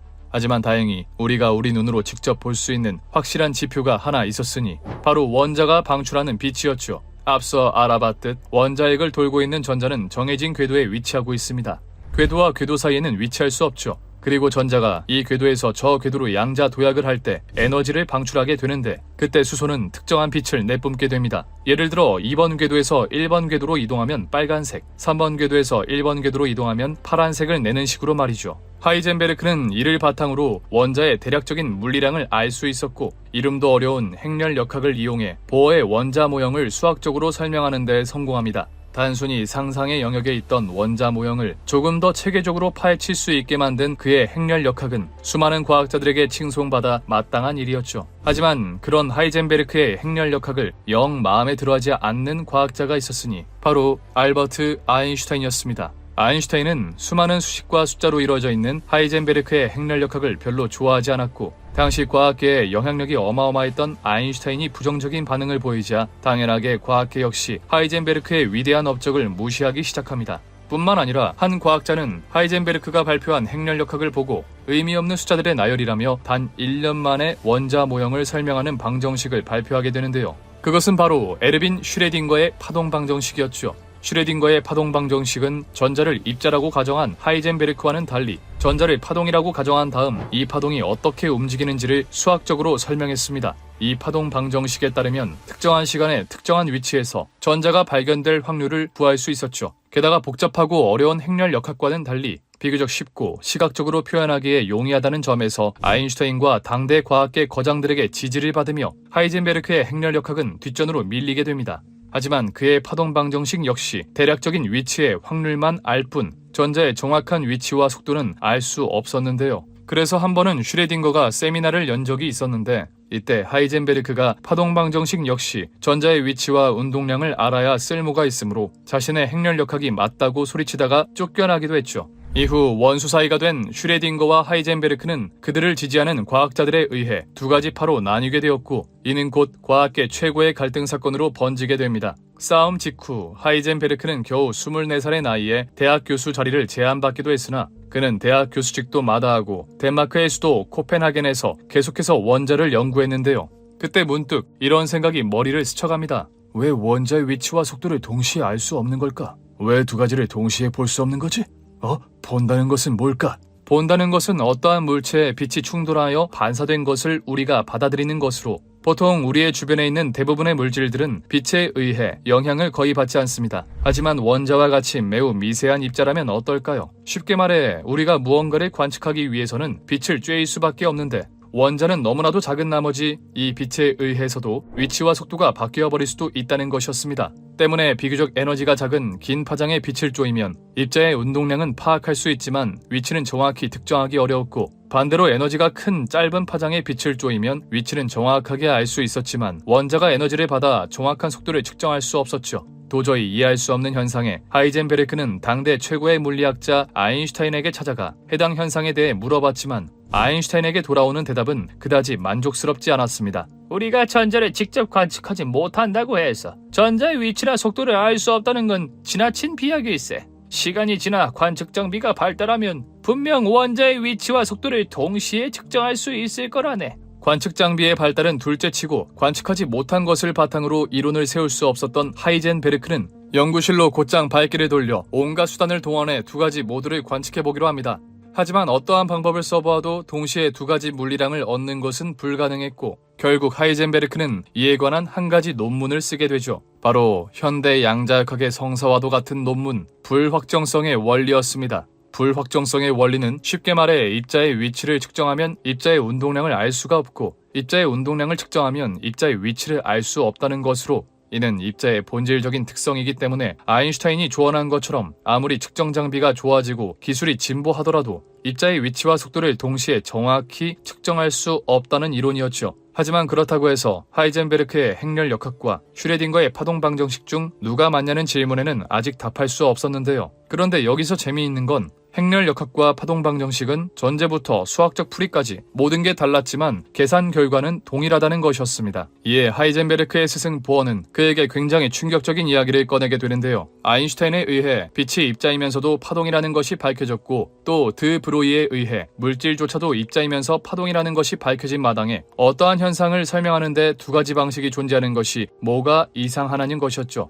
다시 말해 하이젠베르크의 행렬역학과 슈레딩거의 파동 방정식은 둘 다 틀리지 않았으며 그저 상황에 맞게 사용하기만 하면 된다는 것이었습니다. 처음에는 당연히 스승의 주장을 받아들일 수 없었지만 그의 주장에서는 틀린 것을 찾아볼 수 없었고, 결국 그의 주장을 받아들여 그들이 위치하고 있던 곳 코펜하겐에서 해석해낸 내용이라는 뜻으로 이는 현재 코펜하겐 해석이라고 불리고 있죠. 21세기에 들어선 현재 양자 세계에서 일어나는 일을 설명하는 데 있어 코펜하겐 해석, 숨은 변수 이론, 다세계 해석, 심지어는 서울 해석까지 있긴 하지만 대다수의 과학자들에게 인정받고 있는 해석은 닐스 보어와 하이젠베르크가 제안한 코펜하겐 해석이죠. 하지만 그만큼 코펜하겐 해석은 수많은 난관을 겪게 되었는데 그중 가장 커다란 난관은 역시 당대 최고의 물리학자였던 아인슈타인의 반대였습니다. 아인슈타인과 함께 파동 방정식을 만든 슈레딩거는 그들이 결정적인 결론에 이르지 못했다며 여러 가지 예시를 들어 그들의 해석이 틀렸음을 주장했는데 그러던 어느 날 아인슈타인이 주장하는 고전역학이 맞는지 보어와 하이젠베르크가 새롭게 만들어낸 양자역학이 맞는지 알아볼 수 있는 아주 좋은 기회가 열리게 됩니다.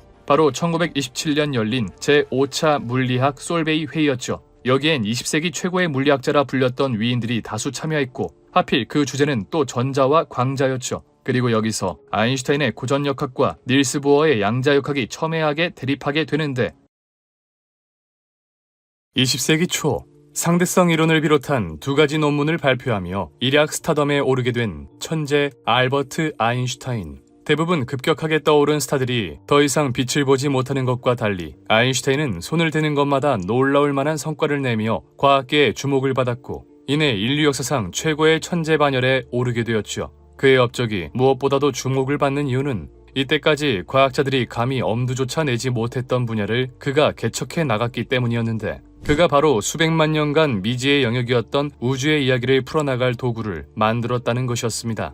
그렇게 아인슈타인은 우주의 이야기를 풀기 위해 우리 주변에서 우주 끝까지 어디에나 존재하는 보편적인 무언가를 탐구하기 시작했고 이내 과학계에서 수백 년간 뜨거운 감자였던 빛에 대한 논쟁을 끝마치게 되었죠. 수백 년간 풀리지 않았던 논쟁이었던 만큼 그 결과는 상당히 놀라웠는데 빛은 입자이면서 동시에 파동일 수도 있다는 것이었습니다.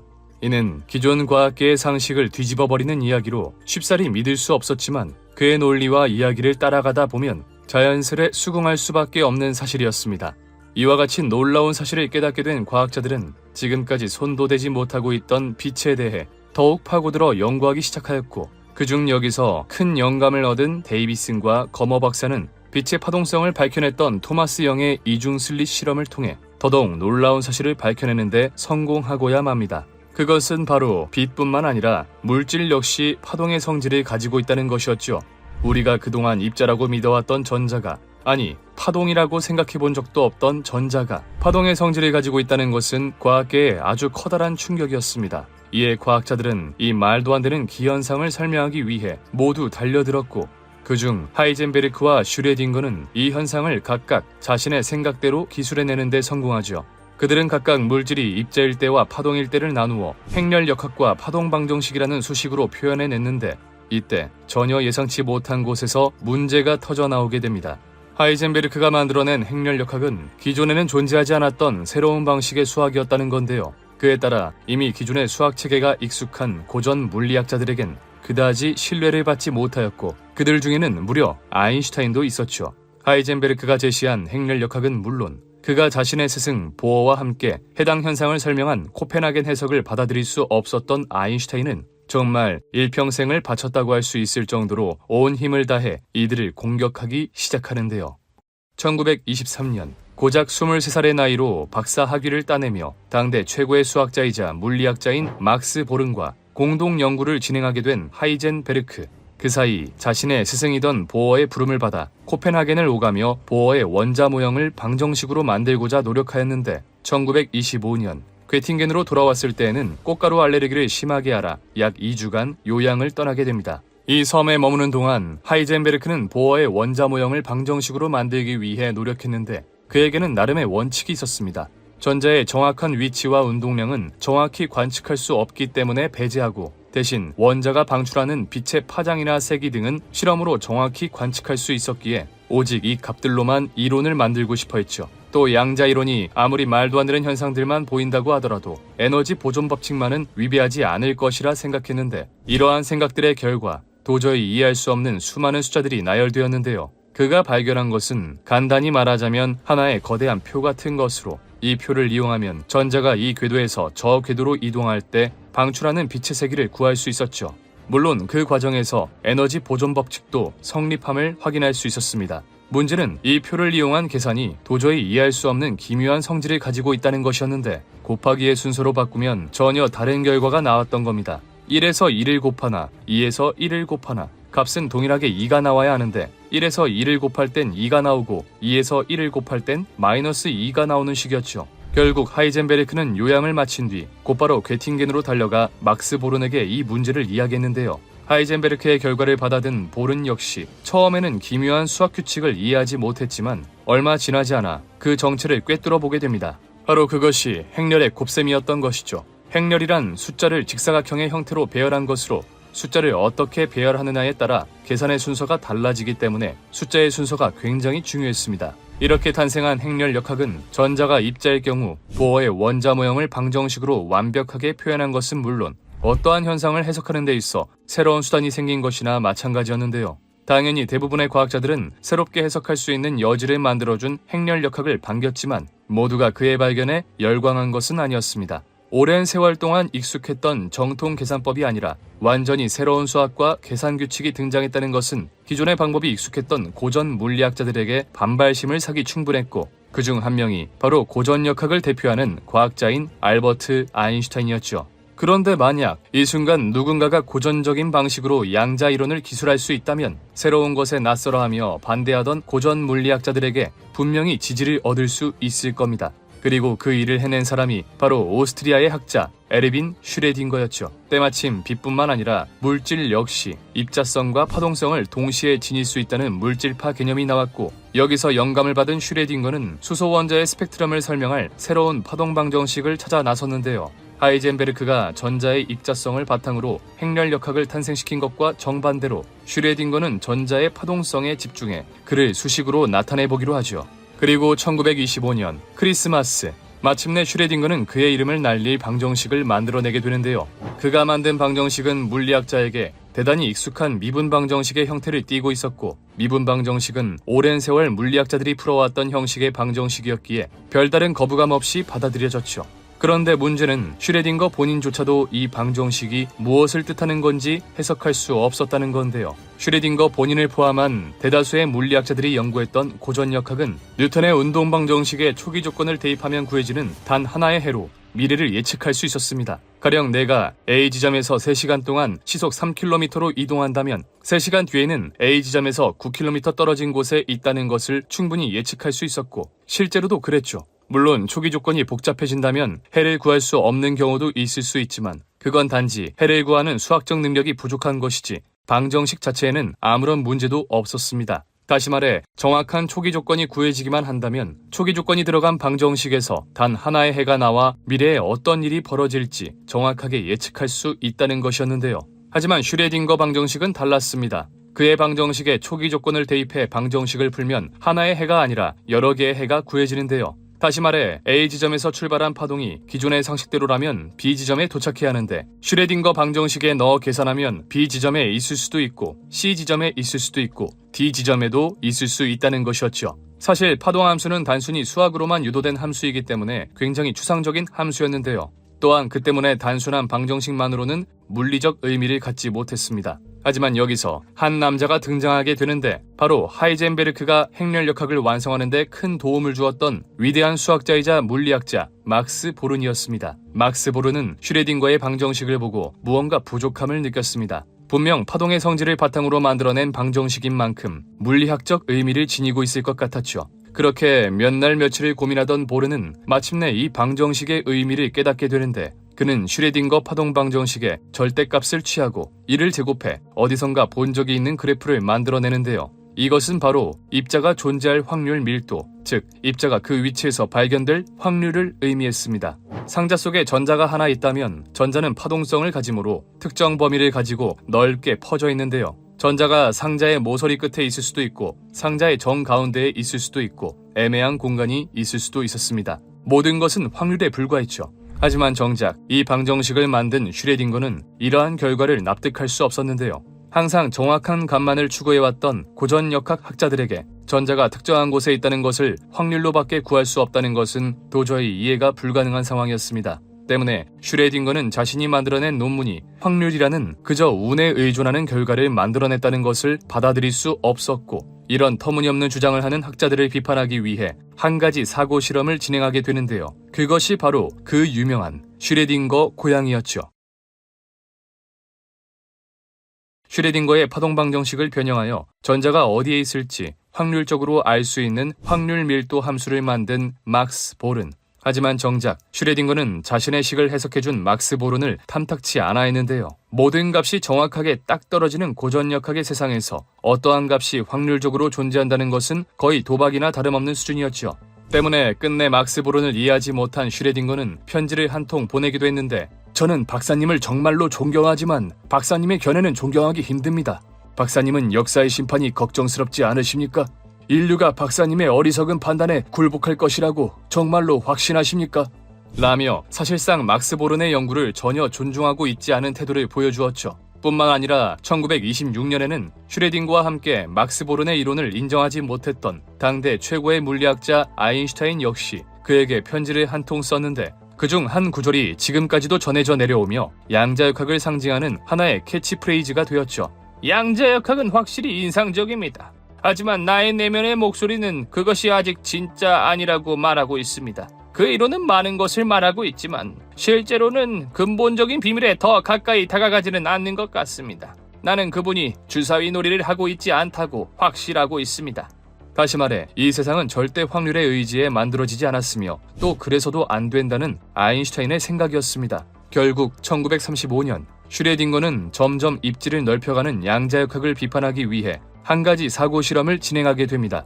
우선 절대 안을 들여다볼 수 없는 상자 하나를 준비합니다. 완전히 밀폐되고 불투명한 상자 안에 고양이와 독극물이 담긴 병을 집어넣고 망치와 연결되어 있는 방사능을 검출하는 장치, 개수기도 추가로 집어넣습니다. 그리고 이 개수기 위에는 1시간에 50%의 확률로 핵이 붕괴해 알파선을 방출하는 우라늄 입자가 놓여 있는데요.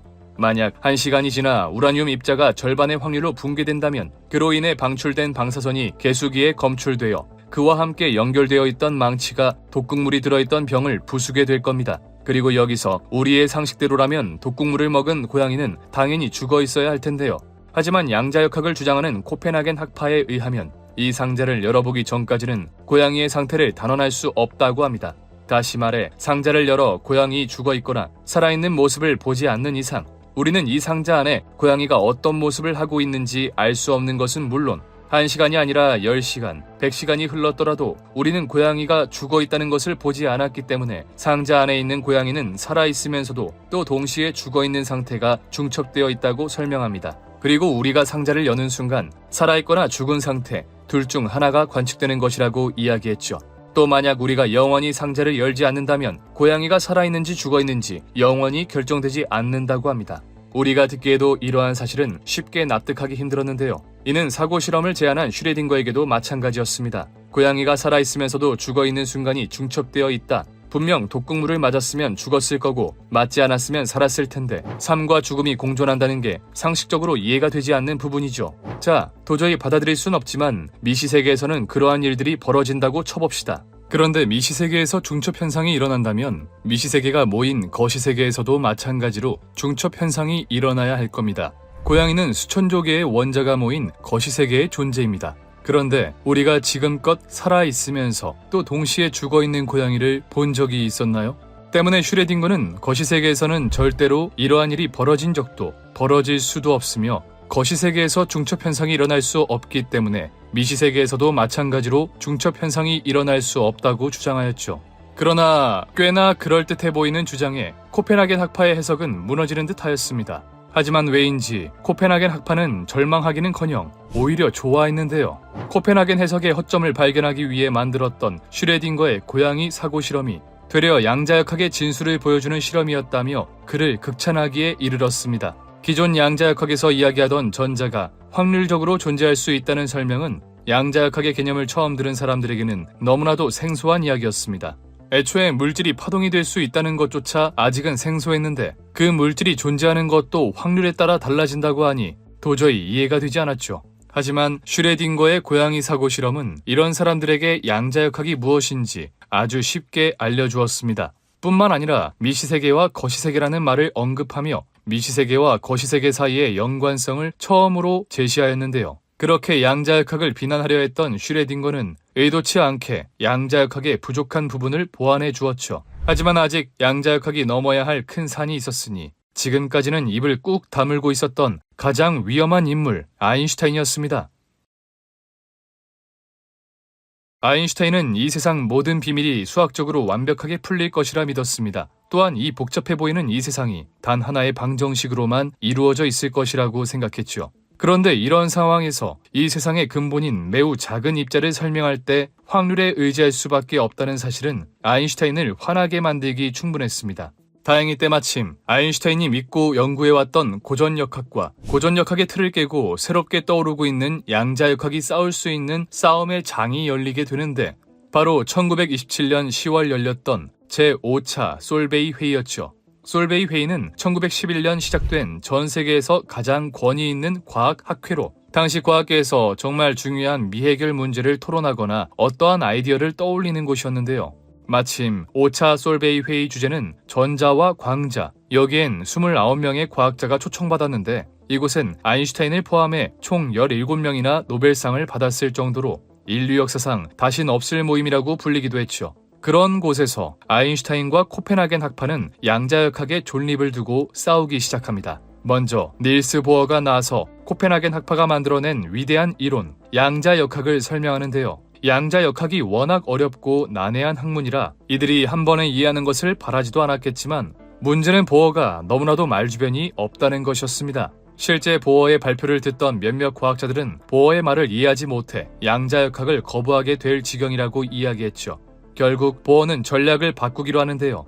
한 번에 여러 명을 설득시킬 수 없다면 한 명 한 명씩 이해를 시키는 것이었습니다. 그렇게 보어는 5일 동안 한 명 한 명에게 붙어 귀에서 피가 나올 정도로 양자역학에 대해 설명하였고 보어에게 설명을 들은 학자들은 마지못해 양자역학을 받아들일 수밖에 없었습니다. 그렇게 솔베이 회의 3일차 보어는 드디어 이제 양자역학이 사람들에게 인정을 받았다고 생각했는데요. 하지만 그들이 간과하고 있는 인물이 있었으니 바로 아인슈타인이었습니다. 아인슈타인은 무슨 이유에선지 아무런 반론도 제기하지 않으며 그들의 이야기를 잠자코 듣고 있었습니다. 마치 보어의 설명을 듣다 보니 마침내 양자역학을 받아들이기라도 한 듯 보였죠. 하지만 보어가 양자역학이 완벽한 학문이라고 하는 순간 아인슈타인은 끝내 참지 못했는데요. 입자의 위치도 운동량도 정확하게 측정할 수 없으면서 단지 확률로서 어떠한 현상을 이야기한다는 것은 도저히 받아들일 수 없었고 이들을 정확하게 측정하지 못한다는 것은 아인슈타인에게 단지 핑계로 들렸습니다. 그저 관측 장비가 발달하면 해결될 문제로 보였죠. 결국 아인슈타인은 한 가지 사고 실험을 통해 양자역학의 기초, 불확정성의 원리를 공격하기 시작합니다. 그는 변형 이중 슬릿이라는 재미있는 물체를 가지고 왔는데요. 첫 번째 슬릿에는 마름모 꼴로 파여있는 미세한 구멍을 만들고 그 뒤에는 우리가 알고 있는 구멍이 2개나 뚫린 슬릿을 배치했습니다. 여기서 첫 번째 슬릿을 향해 전자를 발사하게 되면 전자는 입자의 성질을 띠기 때문에 전자가 구멍 아래쪽을 맞으면 위로 튕겨나가고 슬릿은 아래쪽으로 움직이게 됩니다. 반대로 전자가 구멍 위쪽을 맞으면 아래로 튕겨나가고 슬릿은 위로 움직이게 되겠죠. 그리고 이 첫 번째 슬릿을 통과한 전자는 다음 슬릿에 도착해 간섭 무늬를 그리게 될 텐데요. 이때 첫 번째 슬릿의 움직임을 통해 전자의 입자성을 알아냄과 동시에 간섭 무늬를 통해 전자의 파동성 역시 동시에 알아낼 수 있었죠. 다시 말해 전자를 관측하면 전자가 입자처럼 행동하고 관측하지 않으면 파동처럼 생긴다는 불확정성의 원리에서 사실 관측은 별 의미가 없다는, 그러니까 불확정성의 원리는 틀렸다고 주장한 것이었는데요. 꽤나 날카로운 질문에 당시 학회에 있던 학자들은 양자역학이 이렇게 몰락하는 줄 알았죠. 하지만 보어는 당황하지 않고 아인슈타인의 사고 실험을 정면으로 반박하였는데요. 아인슈타인이 제시한 사고 실험에 의하면 전자를 발사하기 전 첫 번째 슬릿은 그 어떠한 미세한 움직임도 보이지 않고 가만히 정지해 있어야 했습니다. 첫 번째 슬릿의 정확한 위치를 알아야 정교한 실험이 가능해지고 정확히 정지해 있어야 실험에 영향을 주지 않을 수 있기 때문이었죠. 하지만 불확정성 원리에 의하면 위치와 운동량을 동시에 아는 것은 불가능했는데요. 그런데 아인슈타인의 사고 실험을 진행하기 위해선 정확히 정지해 있는 슬릿이 필요했고 이는 다시 말해 첫 번째 슬릿의 위치와 운동량을 모두 알고 있다는 뜻이었죠. 결국 아인슈타인 사고 실험의 전제부터가 불확정성의 원리를 위반하고 있었던 겁니다. 그렇게 양자역학을 무너뜨릴 생각에 들떠있던 아인슈타인은 생각지도 못한 보어의 방어에 철저히 무너져 내리고 말았고 제5차 솔베이 회의는 보어의 승리로 돌아가게 되었죠. 하지만 그럼에도 아인슈타인은 양자역학을 인정할 수 없었는데요. 결국 양자역학을 무너뜨리는 데 실패한 아인슈타인은 다음 회의를 기약하며 칼을 갈게 됩니다. 그리고 3년 뒤 열린 제6차 솔베이 회의. 여기서 아인슈타인은 양자역학을 완전하게 무너뜨려 버리기 위해 정교한 사고 실험을 다시 가지고 오는데요. 이 사고 실험은 보어를 마치 꿀먹은 벙어리 마냥 만들었고 양자역학은 탄생 이래 최고의 위기를 맞이하게 됩니다. 자연의 본질을 탐구하기 위해 이 세상에 탄생한 개념 원자. 원자는 그 자체로 매우 신비한 특성을 지니고 있었는데 원자는 물질의 기본 입자인 만큼 매우 작은 크기를 가져 우리가 맨눈으로 볼 수 없었지만 이들이 수십 개, 수백 개, 아니 수백만 개 모이게 되면 우리 주변의 모든 물체를 만들 수 있다는 것이었죠. 그러다 보니 과학자들은 자연스럽게 모든 물질의 근본을 이루고 있는 원자의 모습이 궁금해졌습니다. 최소 단위라고 생각해왔던 물질들조차 원자라는 것으로 이루어져 있었는데 그렇다면 이 원자는 어떻게 생겼냐는 것이었죠. 너무나도 매력적인 호기심 탓에 수많은 과학자들은 원자 연구에 뛰어들었고 마침내 닐스 보어는 자신이 생각한 원자 모형을 세상에 발표하게 됩니다. 그의 원자 모형은 이전에 나왔던 원자 모형과 달리 어디 하나 모자란 것이 없어 보였죠. 다시 말해 이는 보어의 원자 모형은 수식화할 수 있다면 우리는 모든 것을 계산하고 예측할 수 있게 된다는 것이었습니다. 이렇게 보어에 의해 다시 한번 원자에 대한 이야기가 뜨거워질 무렵 과학 역사상 가장 위대하고 가장 말이 안 되는 학문 양자역학이 탄생하게 됩니다. 하지만 기존 과학계를 꽉 주름잡고 있었던 고전역학 학자들은 양자역학을 쉽게 받아들일 수 없었는데 단순히 그들이 새로운 것을 가져왔다는 것이 마음에 들지 않는 것이 아니었습니다. 그들 역시 새로운 논문을 반기고 새로운 아이디어를 좋아하며 새로운 생각을 사랑했죠. 양자역학 역시 새롭긴 했지만 고전역학 학자들의 기준에선 선을 많이 넘은 학문이었습니다. 기존 고전역학에서는 초기 조건이 구해지면 앞으로 이 입자가 어떻게 움직일지 정확하게 유추할 수 있었는데요. 만약 정확하게 유추해내지 못했다면 그것은 단지 초기 조건을 제대로 파악하지 못했거나 단순히 계산을 잘못했을 뿐이었습니다. 하지만 양자역학은 아무리 초기 조건이 제대로 주어져도 계산을 정확하게 해도 입자가 어떻게 움직일지 정확히 알 수 없었고 오직 확률로서만 알 수 있었죠. 때문에 기존 고전역학 학자들에게 양자역학은 그저 제대로 관측할 자신이 없어서 핑계를 대는 것으로 들렸고 결국 슈레딩거는 양자역학을 비판하기 위해 슈레딩거의 고양이라는 사고 실험을 제안했는데요. 그의 실험은 고양이가 죽어 있으면서도 살아있을 수도 있다는 우리의 상식으로는 도저히 받아들일 수 없는 양자역학의 핵심, 중첩을 비판하기 위해 고안된 것이었지만 오히려 닐스 보어, 하이젠베르크, 막스 보른으로 대표되는 코펜하겐 학파는 슈레딩거의 고양이가 양자역학의 모든 것을 담고 있다며 좋아하였고 이는 마치 양자역학을 거부하던 슈레딩거를 조롱하는 것처럼 보이기까지 했죠. 결국 여기서 참다 못한 고전역학의 대가가 등장하게 되는데 바로 상대성 이론과 광전 효과 등으로 고전역학을 지금의 위치에 이르게 만든 위대한 학자 아인슈타인이었죠. 그는 1927년 세계 최고의 학자들이 모인 제5차 솔베이 회의에서 양자역학을 공개적으로 무너뜨리기 위해 정교한 사고 실험 하나를 제안하는데요. 하지만 닐스 보어는 전혀 당황하지 않고 그의 질문에 완벽하게 방어해내며 제5차 솔베이 회의는 양자역학의 승리로 끝이 났죠. 결국 스디슨 실패를 맛본 아인슈타인은 다음을 기약하며 더욱 정교한 실험을 가지고 오게 되는데 지난 1927년 제5차 솔베이 회의에서 스디슨 실패를 맛본 아인슈타인. 도저히 양자역학을 받아들일 수 없었던 그는 3년 동안 양자역학을 부숴버리기 위해 새로운 사고 실험을 하나 가지고 오게 됩니다. 닐스 보어, 하이젠베르크, 막스 보론으로 대표되는 코펜하겐 학파는 입자의 위치와 운동량을 동시에 정확하게 측정할 수 없다는 불확정성의 원리를 기반으로 양자역학을 만들어냈습니다. 그들의 이론에 따르면 입자의 정확한 위치를 관측하기 위해서는 관측자가 어떠한 행위를 해야 하는데 그 행위에 의해 입자의 위치 혹은 운동량이 변할 수밖에 없다는 것이었죠.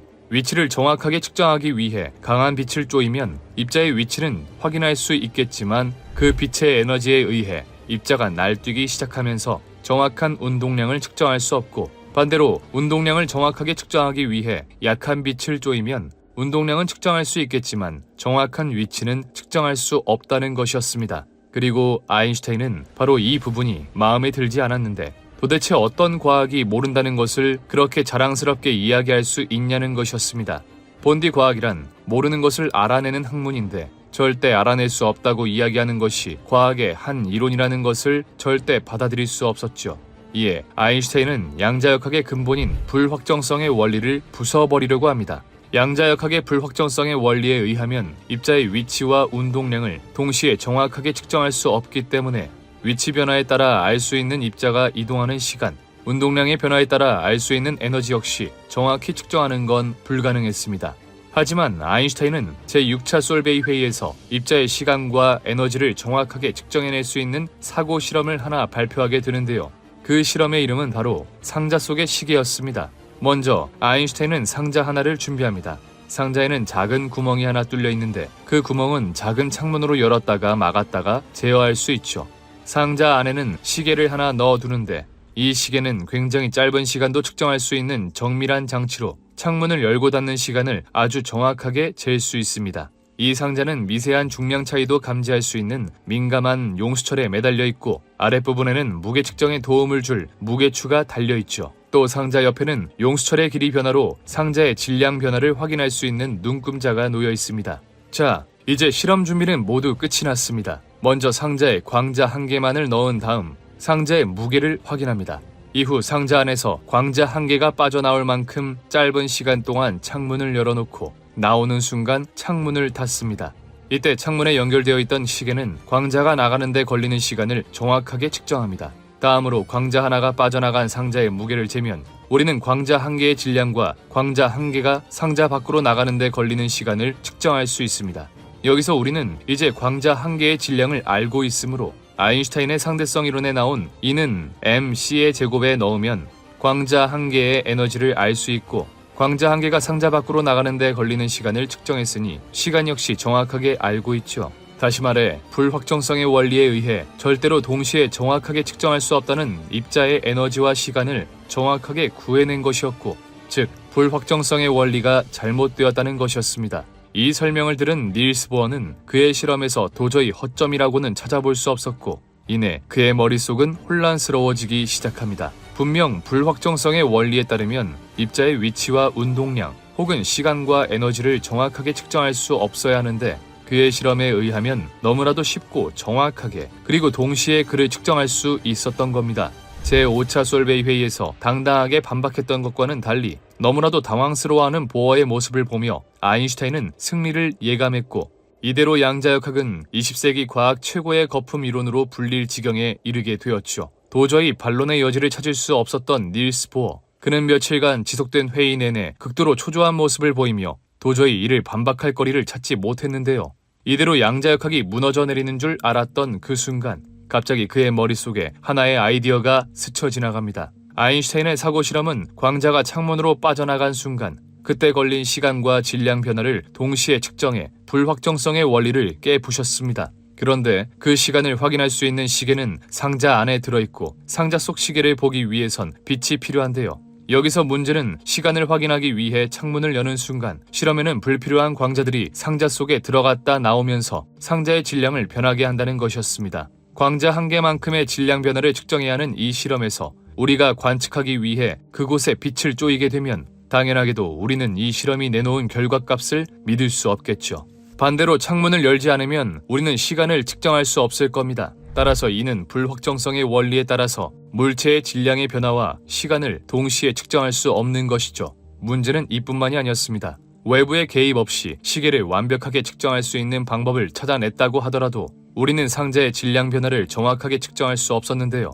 이는 제5차 솔베이 회의에서 보어가 반박했던 내용과 어느 정도 비슷하다고 볼 수 있는 내용으로 광자 1개의 질량 변화를 측정하기 위해서 우리는 어쩔 수 없이 눈금자를 측정해야만 합니다. 그런데 여기서 무언가를 측정한다는 행위는 빛을 쪼이거나 어떠한 추가적인 개입이 필요하다는 이야기고 이는 다시 말해 눈금자 역시 우리가 관측을 위해 빛을 쪼이는 순간 미세하게라도 움직이기 때문에 정확한 관측이 불가능하다는 것이었습니다. 또 관측이 진행되는 동안 빛의 영향으로 용수철이 위아래로 진동하기 때문에 상자의 운동량도 불확실해지게 되는데, 이에 따라 눈금 바늘의 위치와 상자의 운동량도 동시에 정확하게 알 수 없어져 불확정성의 원리는 굳건했죠.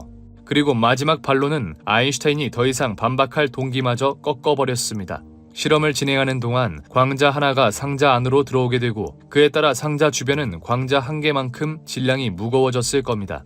여기서 아인슈타인의 일반 상대성 이론에 따라 늘어난 질량만큼 시간 역시 느리게 흐르게 되는데요. 반대로 광자가 상자에서 빠져나가는 순간에는 질량이 가벼워져 시간이 상대적으로 빠르게 흐르겠죠. 광자 한 개의 질량에 의해 시간이 느려졌다가 빨라졌다가 하는 이 상황에서 우리가 시간을 어떻게 정확하게 측정할 수 있을까요? 같은 1초라고 해도 그것이 광자 한 개에 의해 느려진 1초인지 빨라진 1초인지 확인할 길이 없으니 우리는 그 시간을 정확하게 측정할 수 없었습니다. 이렇게 완벽하게 보였던 아인슈타인의 사고 실험은 다시 한번 닐스 보어에 의해 처참히 무너지고 말았는데요. 거기다가 자신이 만들어냈던 위대한 상대성 이론에 의해 사고 실험이 무너져 내리며 아인슈타인은 그야말로 창피한 결말을 맞이하게 되었죠. 하지만 그는 여기서 물러날 생각이 없었는데요. 제5차, 6차 솔베이 회의에서 패배하였음에도 불구하고 아인슈타인은 여전히 양자역학을 받아들일 수 없었습니다. 제6차 회의에서 닐스 보어가 당황한 것을 보면 분명히 조금만 더 정밀하고 세밀하게 실험을 세팅할 수 있다면 어떠한 현상을 동시에 정확하게 측정할 수 없다는 말 같지도 않은 불확정성의 원리를 깨 부술 수 있을 것 같았지요. 결국 아인슈타인은 제6차 솔베이 회의 이후 양자역학을 깨부수기 위한 조직을 결성하게 됩니다. 그렇게 아인슈타인을 필두로 보리스 포돌스키, 네이선 로젠이 모여 양자역학의 허점을 찾아내기 시작하는데요. 그리고 머지않아 회의가 끝난 지 5년 후인 1935년 그들은 물리적 실제에 대한 양자역학적 기술이 완전하다고 여길 수 있는가라는 논문을 발표하게 됩니다. 우선 그들은 양자역학을 도저히 이해할 수 없는 이유를 먼저 밝혔는데요. 보어를 포함한 코펜하겐 학파는 어떠한 물체든 우리가 관측이라는 행위를 했을 때에만 그 물체가 존재하는 것이라고 보았습니다. 쉽게 말해 우리가 어떠한 물체를 관측하지 않는다면 그 물체는 이 세상에 실존하지 않는다는 것이었죠. 심지어 저 하늘에 떠있는 달조차도 아무도 하늘을 올려다보지 않고 관측하지 않는다면 실제하지 않을 것이라고 이야기했습니다. 하지만 아인슈타인의 입장에서 코펜하겐 학파의 이런 해석은 도저히 받아들일 수 없었는데요. 우리가 달을 관측하거나 말거나 달은 항상 지구 밖에서 공전을 하고 있는 것이 분명하니까요. 게다가 우리가 달이 실제한다는 것을 증명하기 위해 관측을 할 때에도 문제는 있었습니다. 실제로 존재하는 달이라면 반드시 위치와 속도, 즉 정확한 물리량을 가지고 있을 겁니다. 하지만 코펜하겐 학파에 따르면 관측하기 전까지는 이들의 물리량을 단지 확률적으로만 예측할 수 있고 우리가 관측을 해야만 그 물체의 물리량이 정확하게 알 수 있다고 이야기했는데요.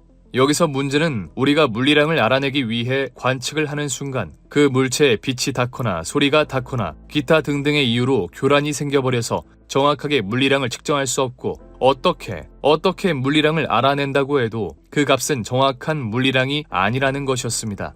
정리하자면 양자역학은 실제로 존재하는 것이 분명한 물체도 실제한다고 주장하지 못하며 어떠한 물리량도 정확하게 알아낼 수 없는 불완전한 학문이라는 것이 바로 EPR 역설의 주된 내용이었죠. 특히 아인슈타인이 양자역학의 개념을 처음 들었던 순간부터 이때까지 가장 마음에 안 들어했던 것은 입자의 물리량을 단지 확률로서만 예측할 수 있다는 부분이었는데요. 분명 입자는 여러 가지의 확률 중에서 하나만을 선택해 이와 같은 세상을 이루고 있을 텐데 단순히 확률적으로만 예측할 수 있다는 것은 단지 우리가 아직 그를 관측해낼 수 있을 정도로의 이론과 수식을 구현해내지 못했을 뿐이라고 생각했죠. 이에 대해 아인슈타인은 자신조차 아직 그 규칙이 무엇인지는 알 수 없지만 이 세상을 설명하기 위해서는 분명히 존재할 것이라며 아직은 알 수 없는 그 이론에 숨은 변수라는 이름을 붙여주었죠. 계속해서 아인슈타인은 양자역학의 허점을 공격해 나갔는데요. 양자역학의 여러 가지 신기한 특성 중에는 양자 얽힘이라는 것이 있었습니다. 양자 얽힘이란 말 그대로 양자가 얽혀 있다는 것으로 한번 상호작용을 했던 두 입자는 거리가 아무리 멀리 떨어져 있을지라도 마치 연결되어 있는 것처럼 행동한다는 것이었는데요. 예시를 한번 들어보죠. 여기 크기와 색상, 모양새가 전부 완벽하게 동일한 상자가 2개 있습니다. 당연히 밖에서는 내부를 들여다볼 수 없는 틈 하나 없는 튼튼한 상자이죠. 이 상자 안에는 양자적으로 얽혀있는 양자공이 각각 하나씩 들어있는데 이들은 빨간색과 파란색을 동시에 가지는 중첩 상태에 있습니다. 50%의 확률로 빨간색 혹은 파란색이 될 수 있는 거죠. 이때 우리가 A 상자를 열게 되면 그 속에서 빨간색 혹은 파란색 공을 확인할 수 있을 겁니다. 하지만 여기서 신기한 건 우리가 열어본 상자 말고 다른 상자 안에 있는 공은 무조건 이와 반대되는 색깔의 공이 들어있다는 건데요. 예를 들어 A 상자에서 우리가 빨간 공을 확인한다면 B 상자 안에서는 무조건 파란 공이 보인다는 것이었습니다. 코펜하겐 학파는 이 역시 양자가 가지는 고유한 특성이라고 하는데 아인슈타인은 이 부분이 그다지 마음에 들지 않았습니다. 특히 그가 마음에 들지 않았던 건 이 두 상자가 아무리 멀리 떨어져 있을지라도 심지어 수백억 광년 떨어져 있을지라도 우리가 한 상자의 공을 확인하는 순간 그 즉시 다른 상자 안의 공 색깔이 결정된다는 거였는데요. 여기서 문제는 A 상자 속 공이 어떤 색으로 변하든 그로부터 수백억 광년 떨어져 있는 B 상자 속 공은 그와는 다른 색으로 변해야 하는데 그걸 B 상자 안에 있는 공이 어떻게 알 수 있냐는 거였죠. A 상자 속 공이 빨간색일지 파란색일지는 도저히 알 수 없을 텐데 만약 A 상자 속 공이 빨간색이라는 것을 아무리 빠르게 전달해 준다고 해도 무려 수백억 광년이나 떨어져 있기 때문에 빛의 속도로도 수백억 년이 걸릴 텐데 어떻게 그 즉시 색이 결정될 수 있냐는 것이었습니다. 특히 아인슈타인의 특수상대성 원리에 의하면 이 우주에서 빛보다 빠른 물체는 존재할 수 없다. 다시 말해 정보를 가진 무언가는 빛보다 빠르게 움직일 수 없는데 양자 얽힘 현상은 우주의 근본인 상대성 이론을 위배하는 모습을 보였죠. 뿐만 아니라 아인슈타인은 이 상황에서 관측이라는 행위에 대해서도 의문을 제시합니다. 분명 코펜하겐 학파의 해석에 의하면 관측이라는 행위를 함으로써 물체의 상태를 확인할 수 있다고 했습니다. 그런데 A 상자의 공을 확인하는 순간 우리는 수백억 광년 떨어진 상자 안에 어떤 색이 들어있는지 관측을 하지 않아도 알 수 있는데요. 그에 따라 아인슈타인은 양자역학이 주장하는 관측이라는 행위는 물질의 실제와는 관련이 없으며 관측에 의해 공의 색이 결정되는 것이 아니라 처음부터 A 상자와 B 상자 안의 공은 이미 둘 중 하나의 색깔로 결정되어 있다고 주장했습니다.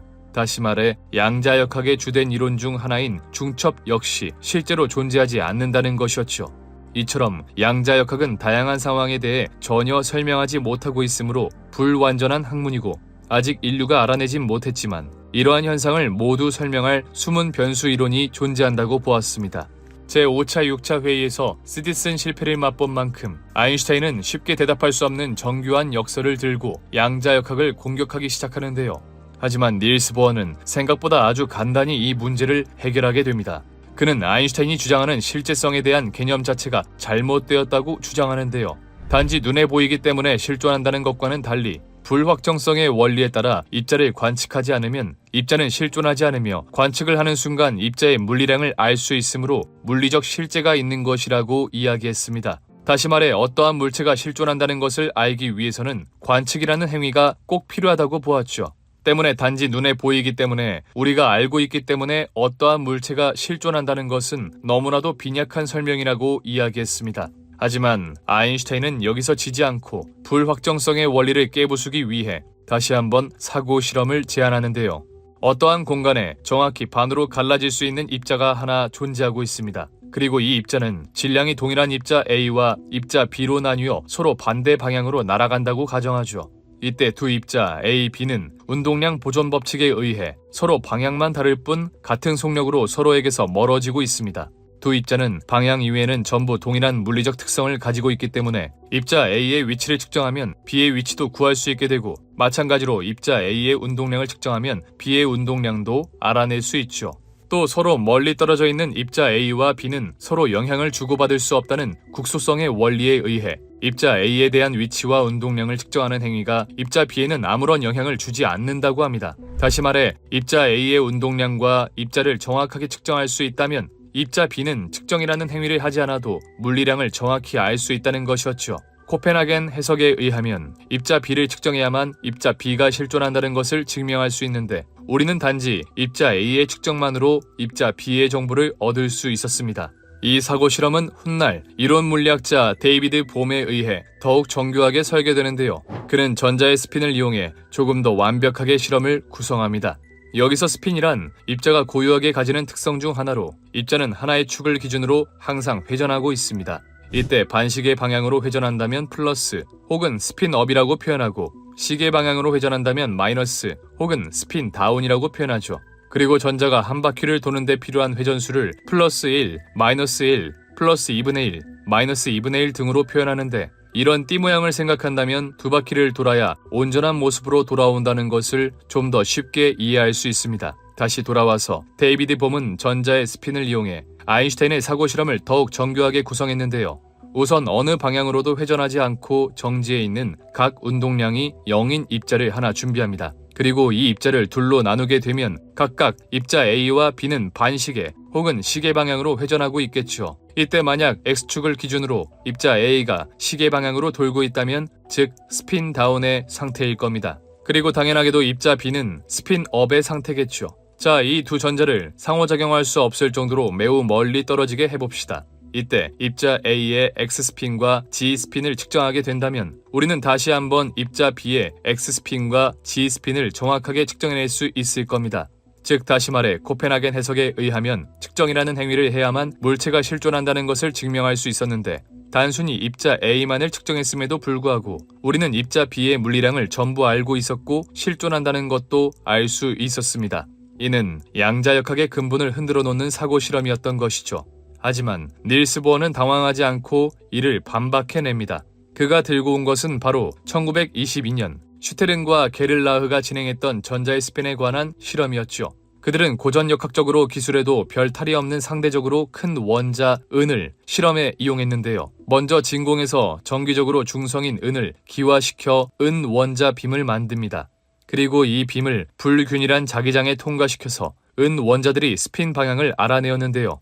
여기서 은 원자가 스핀 업 혹은 스핀 다운의 형태만을 가진다는 것을 알아낸 이들은 다음 실험에 착수합니다. 그들은 특수한 자기장에 은 원자를 보내 플러스 G 스핀만을 가지는 원자를 모읍니다.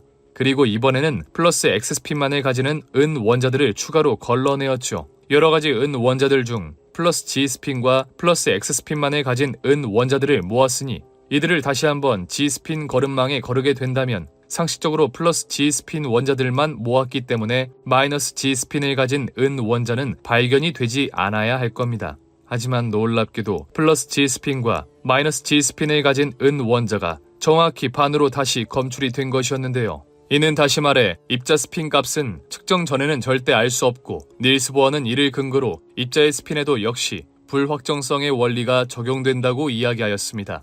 즉 데이비드 봄 실험에서 입자 A의 X스핀 값과 G스핀 값을 동시에 측정할 수 없다는 것이었는데요. 만약 입자 A의 X스핀 값을 구하고 G스핀 값을 구한 뒤 다시 X스핀 값을 구하면 정과는 다른 스핀이 나올 확률이 있기 때문에 X스핀과 G스핀의 값을 동시에 정확하게 구할 수 없다는 것이었습니다.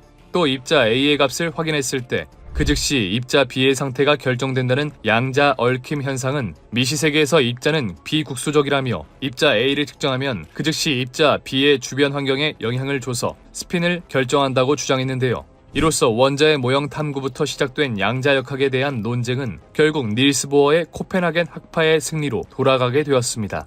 이후 양자역학은 계속해서 많은 학자들에게 연구되며 더욱 발전해 나갔고 이제는 이를 이용한 발명품을 만들기까지에 이르렀죠. 하지만 불확정성의 원리를 설명한 것과 달리 비국수성의 원리는 딱히 납득되지 않는 설명으로 이는 21세기에 이른 현대까지도 완벽하게 설명되고 있지는 않았습니다. 다만 양자 얽힘 현상으로 인해 벌어지는 여러가지 현상을 확인하면서 양자 얽힘 현상 역시 실존하는 것으로 결론 지어지고 있는 상황인데요. 그에 따라 대부분의 양자 현상을 설명한 코펜하겐 해석에 이어 아인슈타인의 숨은 변수 이론, 다세계 해석, 앙상블 해석, 서울 해석 등 다양한 해석들이 나오고 있는 상황입니다. 하지만 확실한 건 실험을 통해 양자 세계가 존재한다는 것이 증명된 만큼 만약 우리가 이 양자 세계의 이야기를 우리들의 것으로 만들 수 있다면 아니 이들의 이야기를 살짝 훔쳐볼 수만 있다고 하더라도 우리는 엄청난 발전을 이룩하게 될 것입니다. 그리고 그 순간이 바로 과학계에 오랜 기간 동안 찾아오지 않았던 혁명의 순간이 되겠죠. 과연 우리는 양자역학의 모든 것을 알아내고 다시 한번 과학혁명의 순간을 겪을 수 있을까요? 지금까지 방구석 과학이었습니다.